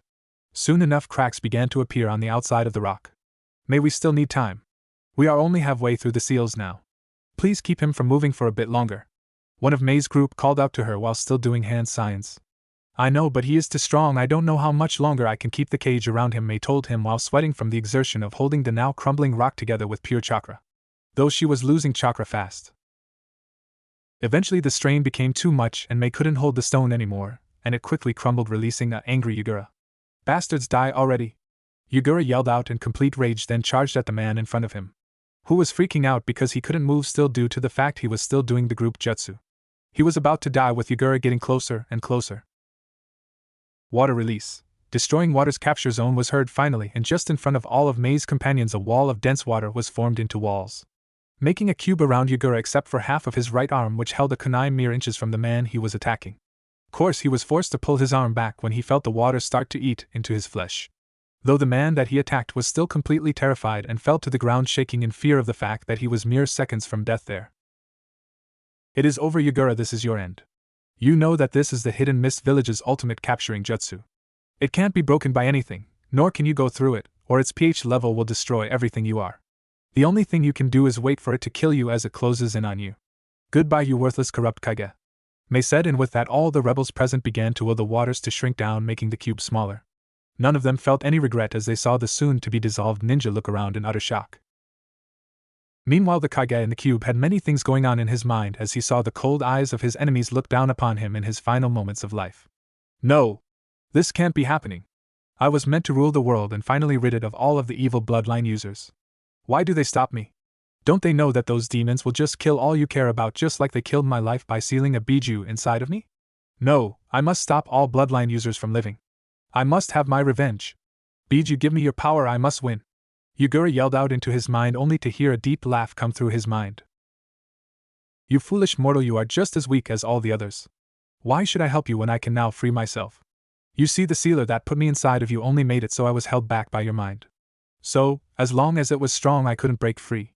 But now that you are weaker and these fools just wrecked your sense of power, just weakened the seal enough for me to completely free myself, I can finally squash all of you pathetic mortals like the bugs you are."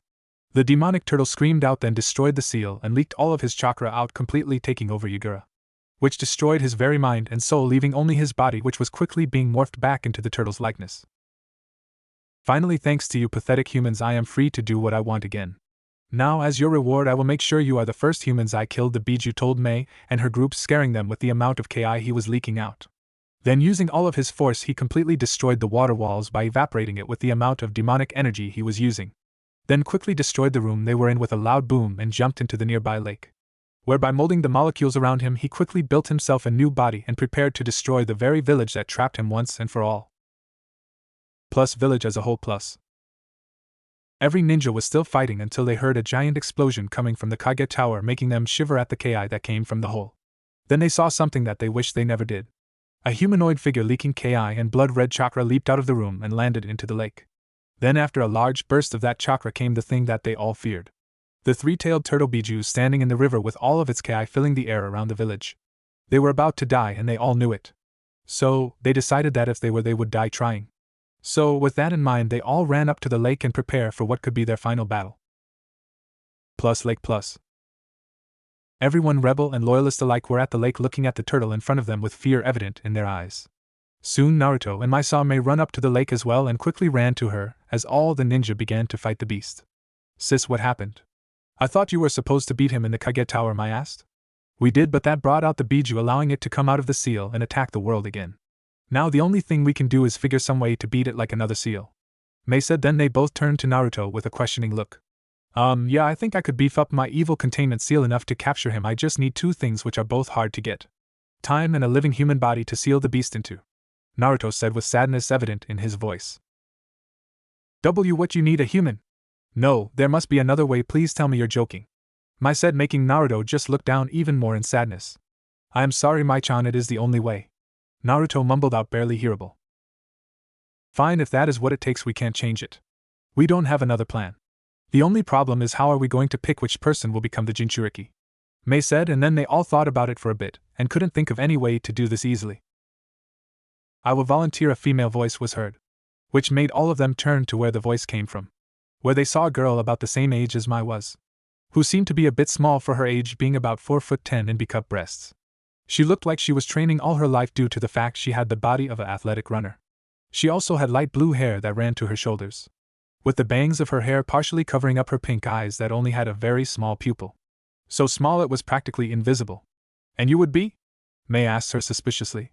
Course that was until Mai ran up to the girl and gave her a hug. Megumi-chan, I thought I would never see you again, Mai called out. You know her? Mai asks her sister. Yeah, I know her. She is the youngest cousin of Yagura. She also was one of the only ones that he still remotely cared about. So she saw all that happened to the bloodline users and was sickened by it. Now I know that you don't trust her because of that, but she actually is the one that allowed so many bloodline users to escape her cousin's clutches. She even helped me escape, and I would have gotten away without a problem if I didn't freak out and accidentally go the wrong way out of the village. Oh, and just so you know, I trust her completely, Mai said with a quick smile. What she said is true. My cousin was good man until he started having a dream of a man with red eyes. Soon after that he attacked the bloodline users and started this war. Now I felt sorry for them, so I wanted to try and stop him, but he was too far gone.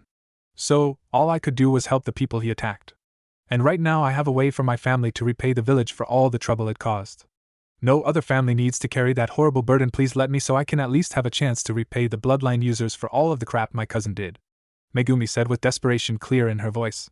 She truly wanted to become the sacrifice for this. I believe her, but it is up to you. Now for the seal to work, the demon needs to be weakened, so work on that while I start on the seal.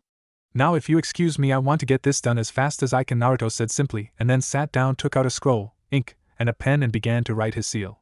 While of course Mai went through the possibilities. She really wants to be the one to do it, I can see that is true.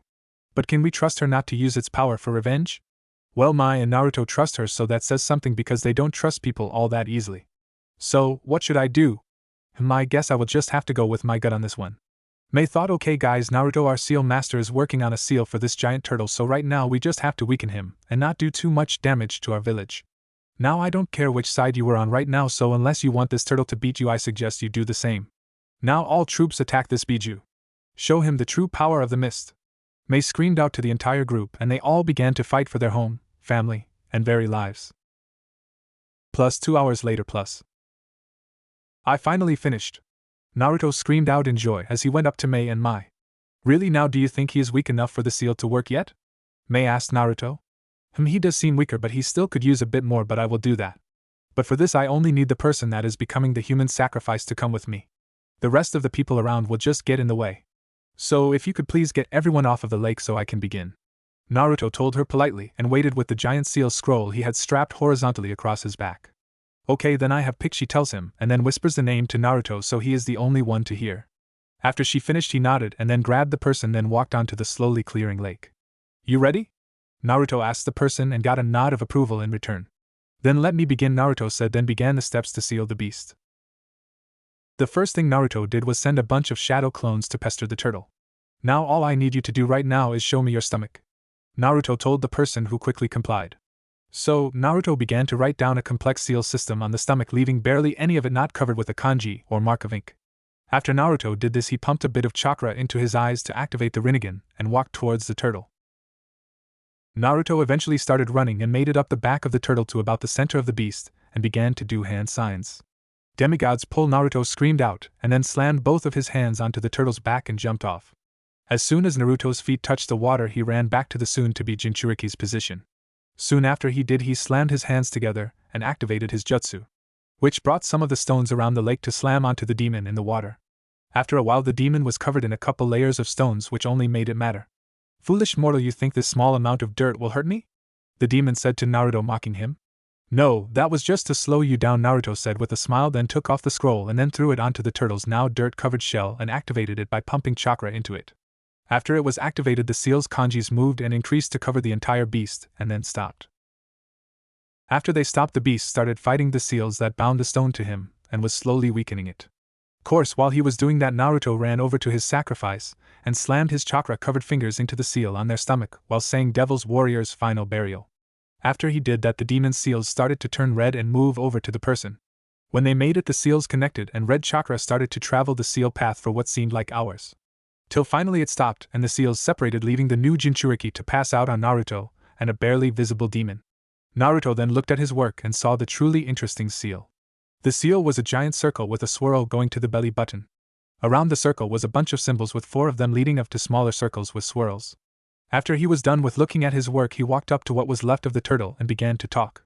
Too bad my seal couldn't take all of you chakra, I guess. Thankfully I have a way to get rid of the rest. You see, all of it is now going into your drainage seal where it will overload it and explode, leaving all the chakra to disperse in the air. So goodbye. Naruto said, then activated the seal and shine to where Mai and Mai was. Boom. That noise was heard in villages all around the hidden mist, and there was nothing left of the turtle, just water raining down to the ground that was brought into the air from the force of the explosion, causing everyone to cheer at the defeat of the turtle. Days later.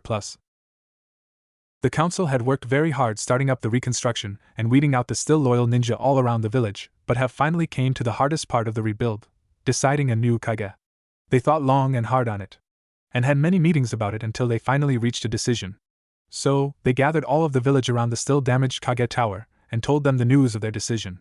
People of the village, may I present you your Godame Mizukage Mai Narumi? One of the council members yelled out, and then allowed Mai to walk onto the balcony to give her speech. We of the Hidden Mist village have had a tough time for a while now with the last Kage, and the war going on. Now while you all know that I was one of the people to start the war, I assure you that it will bring in a new era for all of us. With the war over, we will rebuild our village and make it even better than before. And soon enough we will become the strongest village of this world. Mai told the village, causing people to cheer for her as she basked in it. Next day.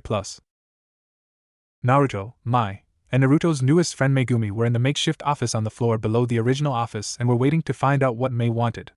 Welcome Naruto-kun, Mai-chan, Megumi-chan, I have brought all three of you to my office to give you your ranks. For Naruto we give you the rank Genin just because we have a plan for you that needs you to be that rank. Mai said, tossing Naruto a Hitite, which he accepted, not really caring which rank he got. Now for you two, I want you to finish up this year's schooling with all the other kids, seeing as either one of you graduated. Oh, and Megumi, please don't use your Biju's chakra. I am sure Naruto has told you the reason not to. Mai said, and they both accepted that, and all three were about to leave until Mai called for Naruto to stay. Naruto, I know you are stronger than a Genin, but we must show that we are still strong. So, you will be on a Genin team for the sole reason of doing great in the Chunin exams, where you will be brought up to Chunin. Or maybe even Jonin. Mai said seriously, and then gained an angry look that slightly scared Naruto as she continued. Also, the council has voted that your Rinnegan is to be made into a village bloodline. So, in order for your clan to increase in size quickly, you must take multiple wives. She finished, then looked at Naruto, checking his reaction to this, and was actually surprised by it. Naruto had a look of horror on his face as he exclaimed what he was thinking. What? How am I supposed to even date one girl when she will automatically think I just want her for breeding? This is just great, I will never find someone to start a family with. Naruto complained, which made Mai laugh a bit. Well, Naruto, any normal man would have been really happy with that, but then again, you never were really normal. Though as for your concern, I don't think will be all that hard. Seeing as some girls can be just as interested in guys as guys can with them, and I know for the fact that you have a lot of fan clubs already beginning to form for all you have done. Mai said happily, but then got her serious face again. But if you get perverted, I will melt your balls, she said, making Naruto turn completely white. Hi, Naruto said, then ran out of the room as fast as he could and then went all the way to the house he was sharing with Yoshiko's family. It has been a month since the war and everything was rebuilt. All of the bloodline haters have either died or left the village, so they went back to a peaceful life. Megumi was happy with being the one who sacrificed, seeing as no one was really too bad for her. There was only a few people that resented her for various things, but mostly everyone didn't care what her past was or ignored it completely.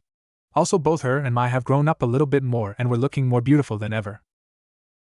Mai, who now wore a black version of what her sister, with red highlights around the neck, sleeves, and bottom rim of the dress. Her figure stayed slim with her constant training, and she had C-cup breast. Her hair was kept in a simple ponytail that traveled half down her back and was tied with a simple red bow. Megumi was also looking great with her hair cut short so it just barely touched her neck. She wore a simple green kimono that split at her legs, letting her have the mobility she needs while showing off her smooth legs. While she also had C-cup breasts that were just a little bit smaller than her friends. Both of them were now going to their last day of school so that they could learn which team they were going to be on. So, they happily walk into the classroom that already had a bunch of kids happily talking. So, they quickly sat down and began to talk until it was about time for the teacher to come in. So, when they all heard the door open up again, they all looked over to see who was coming in, and was surprised to see Naruto walk through instead. Naruto still had his normal cloak on and looked the same except for growing an inch or two. The only difference was the two swords he had on his back. The swords were each about 3 feet long with a dragon wrapping around the sheaths. They also had a guard with the image of a dragon head biting the handle. Plus, both of the handles were wrapped in red leather. They both were called twin dragons. I only put it in bold because I can't find a way to put it in different language, not that I really care. He got them from Mai when she tried getting people to use the special swords again. Flashback. You wanted to see me, Mei? Naruto asked her. Yes, Naruto, I did. You see, we had a special group of swordsmen who each carried a special sword. Now there was 7 of them, and 8 swords because we never could find someone for one of the swords. Now we already had one of our jonin be accepted by a sword, so I want you to try and get one yourself as well, seeing as you seem to be quickly gaining power as well. So, how about we go see if we can hook you up with a sword, eh? Mei asked, and then lead him down to where they were kept.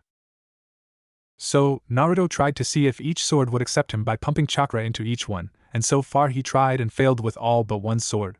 Of course, this was the one that no one used yet, so it wasn't personalized at all, it was just a regular-looking sword with the creator's name etched in the side. Still, Naruto wanted one, so he gave it a try, and this time when he put his chakra into it, the sword began to morph. So, Naruto put the sword down and let it do what it wanted. So, both Mei and Naruto watched curiously as the sword finished up by slitting itself in two. So when it was finally done, there were 2 black blades that had 2 different kanjis. The left one had the kanji for Dragon Fighter, and the other one had the kanji for Fox Fighter on it.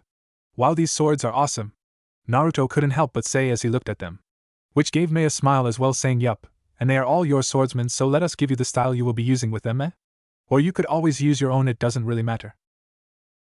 So, Naruto simply told her that he would use his style, seeing as he already knew his Fox Claw style. And with that, Naruto left the room to train more. Flashback and equals. When Naruto entered the classroom, several girls blushed a bit seeing the person they had a crush on. Still, Naruto took no notice and walked up to Megumi and Mai. What are you doing here? I thought you were already at least Tunin. Mai asked, confused. Yeah, well, you see, Mei-chan wants to show that we are strong still, so she is going to put me on a team until the Chunin exam, where I will then go up to my rank. Though I have no idea which team I will be on, seeing as she still wanted it to be a surprise. Naruto told them. Which of course got both of them hoping that they were on his team. Course everyone else wanted to be on his team as well and wanted to ask, but that was the time when their teacher came in.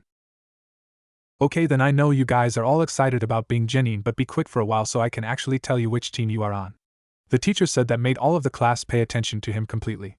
Okay, then these are the teams. I am only going to say Naruto's team. Team 8 is Naruto, Megumi, and Mai. Your sensei will be Yoshira, and as soon as he finished all of the jonin walked into the room. Course everyone knew about her already. She had big D-cup breasts that she hides in a dark red kimono with a black sash around her stomach. She also has dark hazel eyes and long blonde hair that was kept out of her eyes using her headband.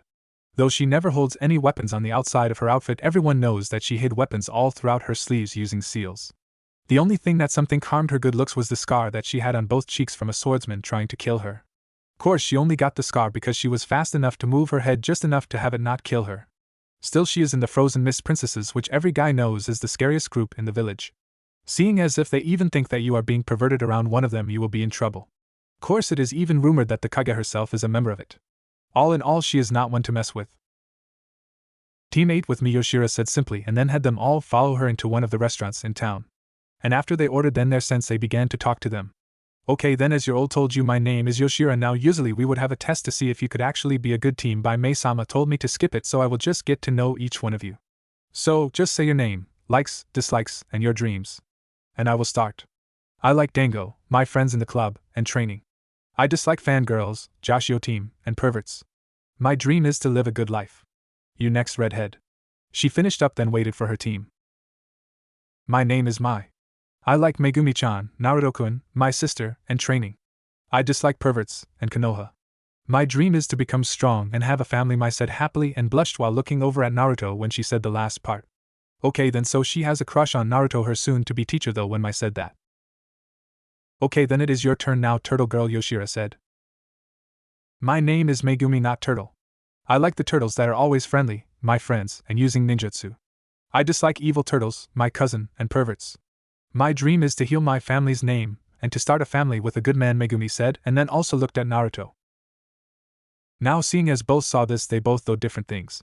This team is going to be awkward as long as they don't figure things out. Their sensei thought. She likes him too, I guess we will have to fight for him. I just hope we can stay friends after I win, both girls thought at the same time. Meanwhile, Naruto remained completely clueless about all of this.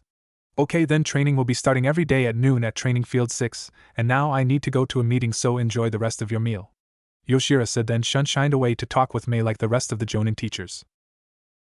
Course she had to wait for all the others to leave before she could say what she really wanted to. Mei, you never told your sister and her friend about Naruto's CRA, did you?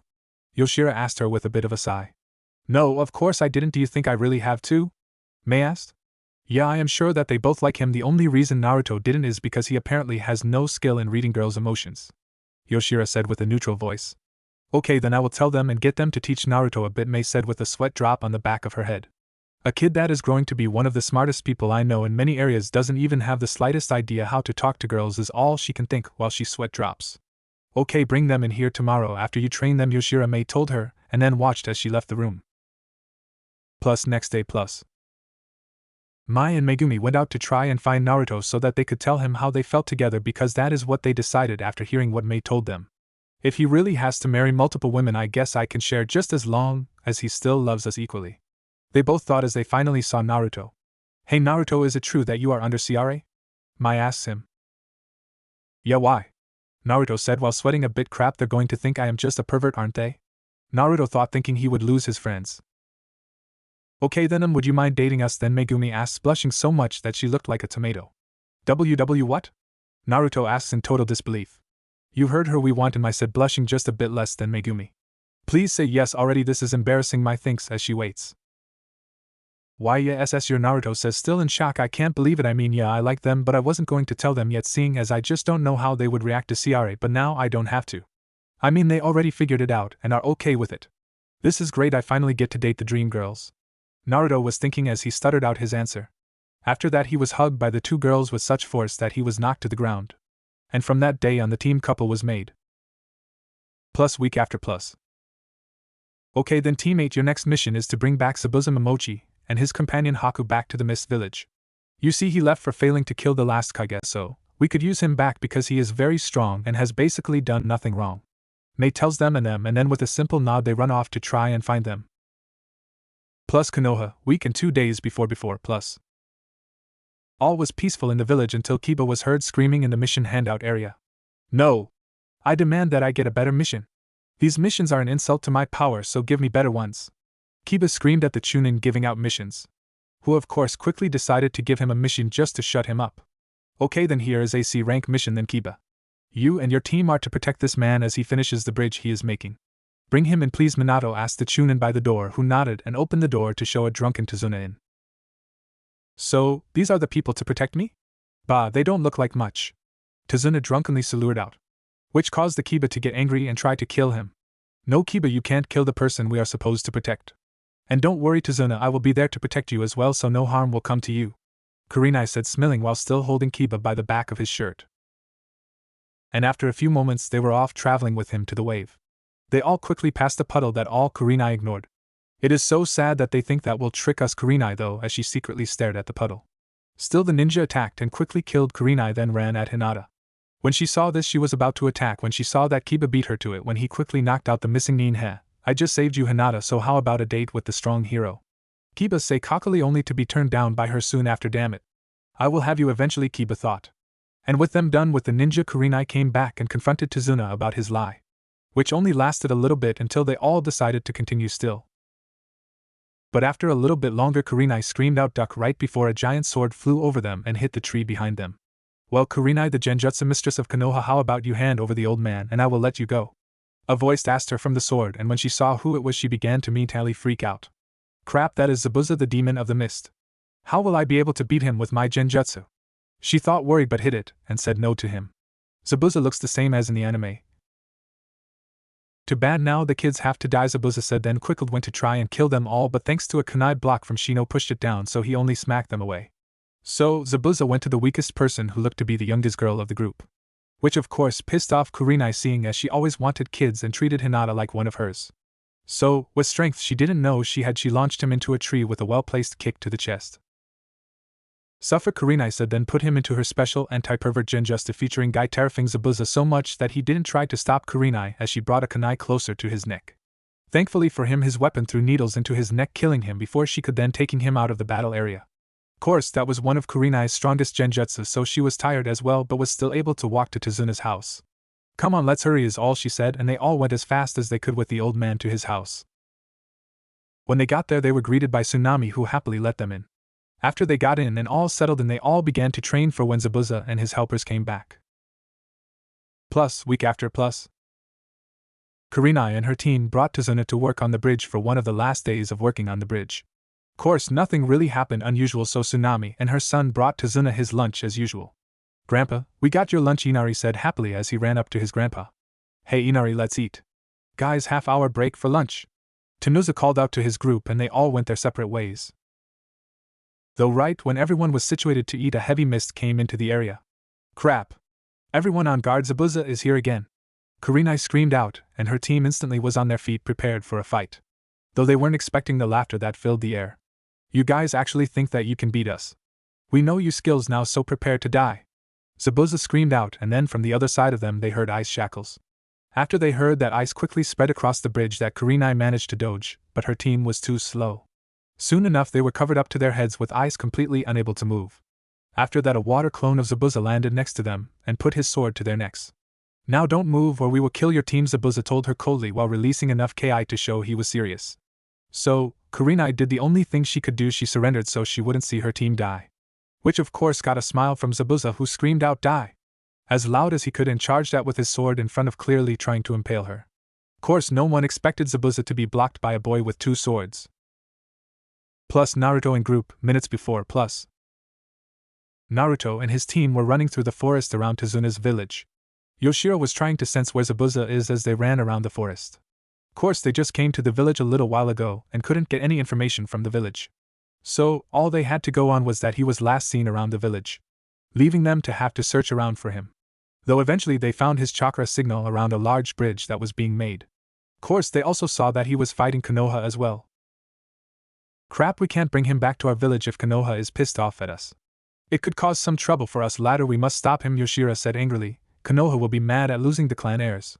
Course, right when she said that they saw he was about to kill them, so before any one of them could notice, Naruto ran up to Zabuza and blocked his sword with his 2 swords. Plus everyone plus. What the fuck? Where did this guy come from? Kiba screamed out, while everyone else just stood there in shock. Zabuza, the demon of the mist, you are asked to return to your position as a ninja of the village hidden in the mist by order of Mizukage. Naruto said simply. Bah, I will never go back to that bloodline-hatting bastard. Zabuza screamed out, showing his obvious hatred of the guy. Not him, we killed him, Arakage's Mei-sama. Naruto screamed out.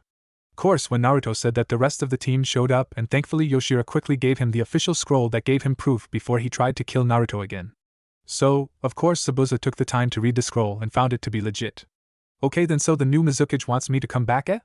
Zabuza asked, then received a positive nod as an answer. Zabuza-sama, what do you want to do? Haku asked her master. Well, I am going to go see what this Megal wants. So, you can go do whatever you want, I don't own you anymore, so just go live happily somewhere. Zabuza told Haku, please do, I don't want to break my tough guy act by saying that I think you are my daughter and all but blood, Zabuza wished as he said this. No, I will stay with you, Zabuza-sama, even if I do have to go back to that hellhole. Haku said, determined. And with that they both released Kurenai's team and started to leave the area with Naruto and his group until they heard a voice yell at them. Well, it looks like the great demon is just a big softy. Man, am I glad I went with a backup plan. Now kill all of the guys but leave me all the girls for my enjoyment later, especially that ice bloodline demon. A short pudgy man screamed out, causing all of his thug army to charge. Shit, what are we going to do? I mean, there's no way we can kill them all with the amount of people we have. Kiba shouted, starting to freak out. Calm down, Kiba, we won't let these weak perverts get. Kurenai started until she felt a large mass of Ki radiate from somewhere near them. So, of course, everyone looks to where it comes from and truly get afraid. For right there was Naruto with his Rinnegan activated and swords drawn, looking down at the thug army. The Ki amount that was released from him was so much that the people around him could have sworn they saw the Shinigami standing right behind him. You will not touch my friends, Naruto screamed out in a voice that was about as demonic as a human voice can get. And with that, Naruto charged at the army. For the next 5 minutes there was what could only be called a massacre. Blood flew everywhere and one of the thugs died, leaving only Gato left alive. Thankfully Inari passed out from the Ki before he was mentally scared. Please don't kill me, I will give you anything you want, Gato begged Naruto when Naruto grabbed him by the shirt. So you will write down the location of all you have stolen from these villagers. Naruto screamed at him, and of course he did exactly what Naruto wanted. After he did that, Naruto just smiled sadistically. Okay then, I won't kill you, Naruto said, making Gato sigh in relief. They will, Naruto told him after a few seconds, and then threw him to the villagers that gathered with weapons at the ready. And with that, Gato's screams of pain were heard all over the town. And with that, Gato's army and life was destroyed by a single boy. Plus next day plus. Tazuna let the Mist Ninja spend a few days in his house to recover, so that is what they did. Course that was until Kiba decided to flirt a bit. So, he walked up to Mai, Megumi, and Haku to try and get one of them. "Hey girls, how you doing?" Kiba asked, making his voice sound as strong as possible. "Hey," they responded and then went back to their conversation. "So, what is your names?" Kiba asked them simply, which they all answered truthfully, seeing no reason to lie.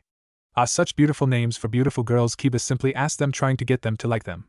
"Oh, thanks, but we are already dating someone," Mai and Megumi answered immediately, which was the exact time said boy and all the other ninja walked in, and Naruto immediately gave them both a big hug, making them blush as they felt his muscular body. "Hey princesses, how is it going?" Naruto asked both of the girls, who both smiled when they heard the nickname he gave them.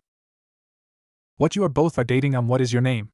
Kiba says in disbelief, and then remembered they never got his name, so of course all of the ninja besides his team listened closely to him. "Oh, well, you guys can call me the White Fox, I guess, seeing as my real name is unimportant," Naruto said, simply shocking all of the people there. "You mean you are the White Fox? Also known as the youngest traveling ninja?" Hinata said in disbelief. "Yup," is all Naruto tells them, just because he still isn't used to people being surprised by his nickname. "Wait, you mean the person most respected by the civilians is a pervert?" Kurenai said while her and Hinata began to get their anti-pervert jutsus ready. Wait, Yoshira quickly said, then pulled the two other girls out of the room. "You see, he is not a pervert. I know that for a fact. The only reason he has multiple girlfriends is because our council decided that he needed to replenish his bloodline quickly. And neither girl was forced into it, they really do all like each other," Yoshira said, trying to calm down the two angry women. "Stupid council making it so men get to live out all their perverted dreams, but if you say so we won't kill him, but he is your village's problem if he becomes a pervert and tries to rape all of you," Kurenai said, and then walked out of the room. "Oh, well, are you seeing anyone, Haku-chan?" Kiba asked, hoping that he at least gets one. "Sorry, I am a boy," she said simply, while thinking, yes, anti-pervert sentence always works. He thinks I am a weird guy, not a girl. Course this also depressed Kiba, so he left the room with his head down. "Hey Naruto, why didn't you tell them your real name?" Haku asks him when it was only their team around. "Well, Mai-chan told me she wanted to keep the White Fox's name a secret from the world until she feels it needs to be released. Which was a good idea for her, because could you imagine all the crap that Konoha would put her through if they found the Kage's son was a ninja in a different village? His name will be kept secret from everyone besides his village until it seems the right time to reveal it. Also, all his village already knows, I just don't want to fit him telling them into a chapter." Plus 2 days after plus. The bridge was finally done, so both teams leave in their separate directions thinking different things. "I have to tell everyone about the White Fox," all four Konoha ninja thought as they ran back home. So Naruto is still available even if he is dating someone. Maybe I could date him as well, I mean he does seem great. I mean he protected us and obviously cares for both of them," Haku thought, then realized she was staring and turned away with a blush on her face. My daughter has her first crush. Well, I guess she picked someone that seems good. But if he hurts her, I will personally kill him in the most painful way possible." Zabuza though, as he saw his daughter start blushing. Meanwhile, all the rest of them were just happy they succeeded and wanted to reach home as quick as possible. Plus Wave Village plus. "Hey, what should we name the bridge?" Inari asked his grandpa. "You know, I have no clue." "Wait, what about the Great Tenuza Bridge?" he asked the village, hopefully only to get everyone screaming no at him. Course that was the time that Tsunami decided to try to name it. "Hey, what about the Bridge of Peace?" "I mean, that is what those ninja brought to us with it," she said, then waited for the answer. Which surprisingly was all yes. So, from that moment on, the bridge was called that. Kurenai and her team just finished with their mission debrief and went their separate ways. The three genin went to the meeting grounds to tell all of them more about the mystery that is the White Fox. When they get there, they find all of the genin already there enjoying a small meal of rice balls as they talked about random topics. "Hey guys, bet you can't guess who we meet on our last mission," Kiba said mockingly when they reached the rest of them. "Should we actually care, Kiba? I mean, it was probably just some random ninja anyways," Sakura said, vocalizing the whole group's lack of care. "No, actually, Sakura-san, we meet the White Fox on our journey, and it seems that he has joined the mist," Shino said calmly, but yet still surprising the whole group. "Wait, you actually met the fox?" Ino said in disbelief and got approval nods as her answer. "Oh wow, so what did he actually look like? Why was he there?" she asked the entire team, wanting to know everything she can about the enigma called the White Fox. "Well, the White Fox seems to be a man who loves to be mysterious, seeing as he never removed the cloak he wore to keep his identity secret. Though we can see that the description matches the one in the book, except he is not wanted by the Hidden Mist, instead it seems he is a member of them instead. I mean, he brought Zabuza and his helper back to them, saying that it was a mission for them, so it is safe to say that he is one of them. Hinata tells her friend, making sure they all knew the same information. So the fox settled down then. Shame he didn't come here then. I mean, could you imagine being able to actually find out who he really is? So much easier. Now if we want to find out more, we will have to actually see him in various places. Ino said, a bit saddened by the news. Bah, why do we want to know about someone who can't even enter the village anymore? We know he is real now, so what does it matter? There is nothing more reason to find out about the fox. Kiba says to them, a bit annoyed. I mean, really, all of you girls should be focused on the alpha male here, me. Not some other guy that you can't even get around. Kiba thinks after he tells them that with a perverted smile on his face. Still, they all felt he had a point, and just focused on training, seeing as they all wanted to get to be in the Chunin exam. Meaning that they needed all of the training they can get to be prepared for it. Plus Naruto and gang plus. Naruto's team reached the Hidden Mist with Zabuza quite quickly, seeing as they weren't searching for anyone on the way back. Of course, when they got there, they immediately went to Mai to do their mission debrief. Sis, we have completed our mission, Mai said happily as she walked into the room. Well, first of all, will you two be joining our village again? Seeing as the cause of you leaving was only attacking the last Kage, so do you wish to join under me? Mai asked. Both Zabuza and Haku then waited for their answer. Yes, we will join you, but if you ever become like that bastard was, it will lead to the same fate. Zabuza said, then quickly felt a large amount of Ki focusing in on him. So, of course, he looks around and sees the Kage with a sickly sweet look on her face. If you threaten me again, then there will be nothing left of you except a puddle of lava. Mai said calmly in a voice that sent shivers down Zabuza's spine. Hi, Zabuza says, obviously a bit afraid of the woman in front of him. Geez, why is this scaring me so much? It is just one girl. But for some reason my body is telling me that it would be best for my health to keep on her good side, Zabuza thinks, as he looks at the Kage in front of him. Okay, then we will be giving you the rank of Jonin again, though you must tell me a good position for your partner. Mai says simply. Yes, young Haku should be right around a Chunin in skill. Zabuza said calmly, thus seeing Haku being thrown a Chunin vest. And with that they left the room to go get Zabuza situated in town again. Plus week after plus. Okay, then are you guys ready for the exams? Mai asked Yoshira's team as they all stood next to the village entrance. Yes, sis, we will make sure that everyone knows just how strong the mist is. Mai said happily. You better, or else we won't be able to come see your matched in the final round. Haku said semi-serious as she watched her friends preparing to leave. We will make it, Hakuheim, Naruto said determined. Of course, that brought back the memory of how he first learned that Haku was really a girl. Flashback. Haku was happily walking with two of her friends, Mai and Megumi. All three of them were focused on buying all the stuff Zabuza and her needed, seeing as missing ninja always have money, but usually lack anything else except for the bare minimum. Okay then Haku, what do you want in terms of clothing? Mai asked Haku, seeing as they promised that they would help Haku get situated. Well, Mai, I don't really need anything too fancy. Maybe just some regular kimonos, casual dresses, undergarments and such. Only enough for a little while, then I will buy other stuff when I can actually enjoy myself in carefree shopping. Haku said calmly. Okay, then that should be good. Wait, did you just ask for female clothing? I thought you were a guy. Megumi asked, causing Haku to blush a bit in embarrassment. Well, you see, I find it so much easier just to say I am a boy than to deal with perverts. Plus, Zabuza-sensei told me that it would be easier to not attract attention if I didn't look like a girl. Which makes sense, because if you look like a guy, no one will try to flirt with you. Haku said, still blushing at having to tell her friends. Oh, well, I guess we can understand that, but why didn't you tell Naruto? I mean, he is a pretty good guy, he wouldn't try to do something to you. Mai said. Yeah, well, I didn't want that Kiba kid having a chance of overhearing me. Haku said happily, and with that they all just continued buying random things for Haku's new home. Thank you for helping me set up our home, Haku said, truly thankful for her friend's help. No problem, now make sure that you and Zabuza come to the restaurant for the celebratory meal after our first real mission success, Megumi said, and with that they all left to prepare for the meal they were going to have. Later that night, Naruto, Yoshira, Mai, and Zabuza were all at a random restaurant waiting for Haku to show up, seeing as she was the only one not there. Okay then Zabuza, do you know what is taking Haku so long? Mai asked, only to see Zabuza shrug. Haku didn't tell me anything except that he might be late for some reason. Zabuza said simply. Though right after he said that, said person walked through the restaurant door, surprising a certain blonde. Haku walked up to them with her hair flowing down her back. She had red lipstick and just a slight amount of makeup to show off her face's true beauty. She was also wearing a pink kimono with sakura flowers and a dark red sash tied around her stomach, which showed off her figure perfectly. Altogether she was looking absolutely beautiful. Especially with her cheeks slightly red because everyone was looking at her. Haku, I thought you were a boy, Naruto said in total surprise. Does it look like I am a boy now, Naruto-kun? Haku asked while walking up to him.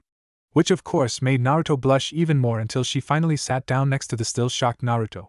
Of course everyone else was laughing at the way Naruto reacted, seeing as they all knew that Haku was a girl. They just didn't expect her to do something like this to tell Naruto. Of course after that they enjoyed the rest of their meal, while still picking on Naruto every now and then. Of course after that day Haku became one of Naruto's girlfriends. Of course she only became one because she grew to like him from when they talked as they came to the village. Which of course was completely fine with Mai and Megumi because they both knew she was going to be with them eventually. Flashback and equals. So, now that you guys have finally finished saying goodbye to us, then just leave so you don't miss all of the exam because you couldn't stop saying goodbye. Zabuza mockingly said. Stop acting like you won't miss us, Naruto told him in a sarcastic voice. In your dreams, kid, Zabuza said with a tick mark beginning to appear on his head. Nope, my dreams aren't about you, so sorry, and with that Zabuza began to chase Naruto around the field. Well, we better go before we lose a teammate, Yoshira said, and with that they all left to go to Konoha. Near Konoha.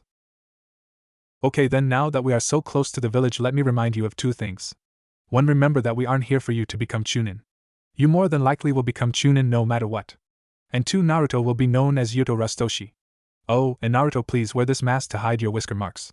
Yoshira said, handing Naruto a white mask which he calmly puts on his face. Then they walked to the entrance. Halt and state your business, a random Konoha Chunin at the gate asked them.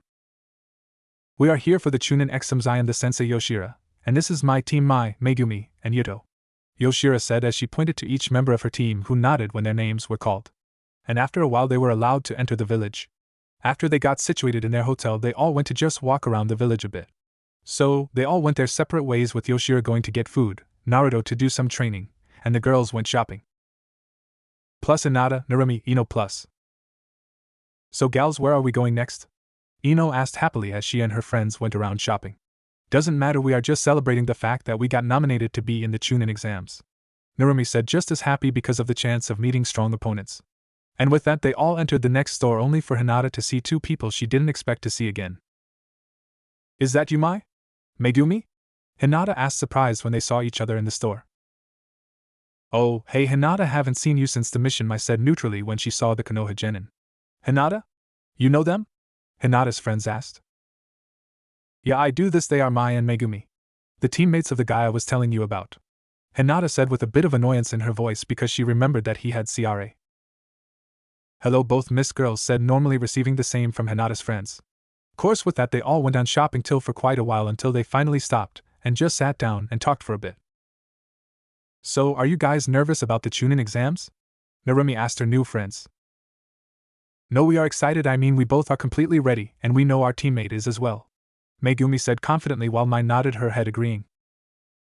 Wow, pretty confident, but where is your teammate anyway? I mean, you guys have been relaxing all day yet we haven't seen your sensei or your teammate. Ino asked, hoping to see the famed white fox. He is right behind you. They all hear, right behind the bench they were sitting on.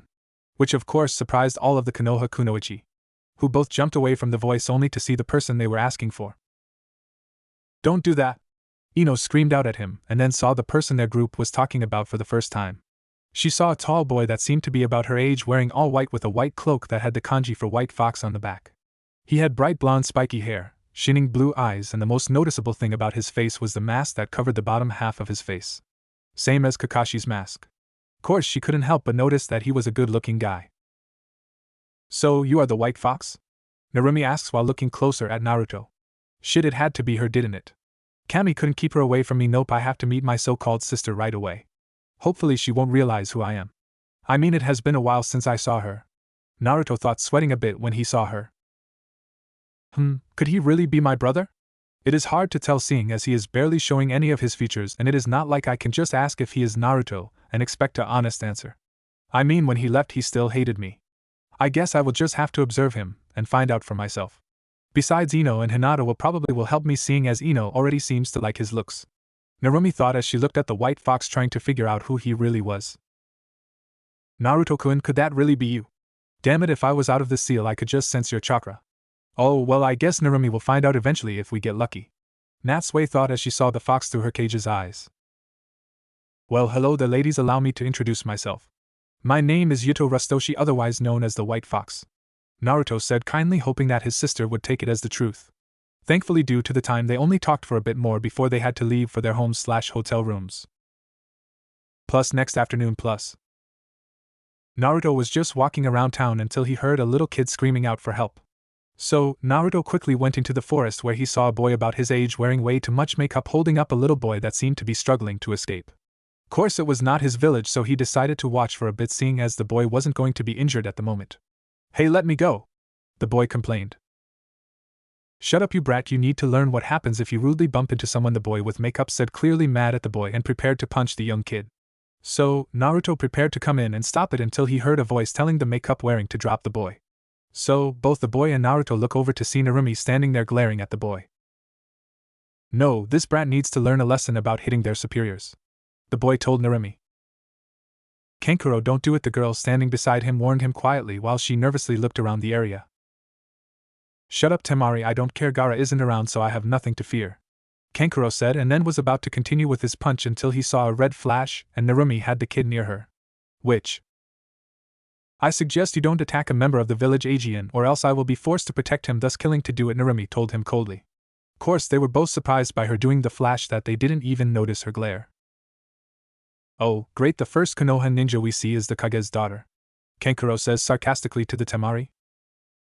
Do not involve me with that man. My name is Narumi Uzumaki, not Namikaze. Narumi screamed out, furious with the sand ninja. Wait, what is going on between those two? I mean, they were just fine before I left, what happened? I have to say I am curious about it, but really it doesn't matter to me, Naruto thought when he saw her reaction. Course right after she said that a voice was heard, don't worry, your name won't matter when you end up proving my existence, a redhead says creepily. Jigara, how long have you been there, Temari said nervously when she saw her brother. Long enough to see that my brother is a disappointment to the village, and to see the perfect victim to prove I am alive.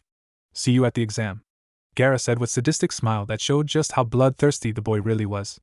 They all look the same as they do in anime shows, so I feel no need to do a description of them. And with that went their separate ways. Plus Ninja Academy Plus. Narumi and her team was walking up to the room 301 for the first part of the test course. They went into a genjutsu zone as they walked onto the second floor. On this floor they see a bunch of genin huddling around a door that was being blocked by two people. Wow, look at all those fools that can't even see through this weak genjutsu, Sasuke said when they were still a ways away from the group. Course when he said that he was going to go and tell them so, Narumi quickly grabs the back of his shirt and dragged him up to the room, leaving the kids to their fates. When they got into the room there were a bunch of kids already there, but they still had about 15 minutes till the test actually started, so they went to keep themselves occupied for the time. 10 minutes later. Same teams as in anime except for Naruto's team and Narumi. Basically all of the teams were already in the room that were going to be there, though there were only a few minutes until the first testy actually started. So people were now just trying to intimidate the other teams or hide away, becoming less of a target. Which is why when Naruto and his team showed up, a couple of kids tried to intimidate them by leaking their KI into their surroundings. You guys think we should show them what real KI is? Megumi whispered to her two teammates. Yes, sis did say she wanted us to demonstrate our village's power, Mai whispered back, causing them all to get an evil smirk as they let out their own KI, which not only destroyed the other kid but to also increase it so much that the kids were visibly terrified by the team. Though after a few moments the Konoha ninja began to talk until an older boy with gray hair came up to them offering information on their opponents, which Sasuke quickly took.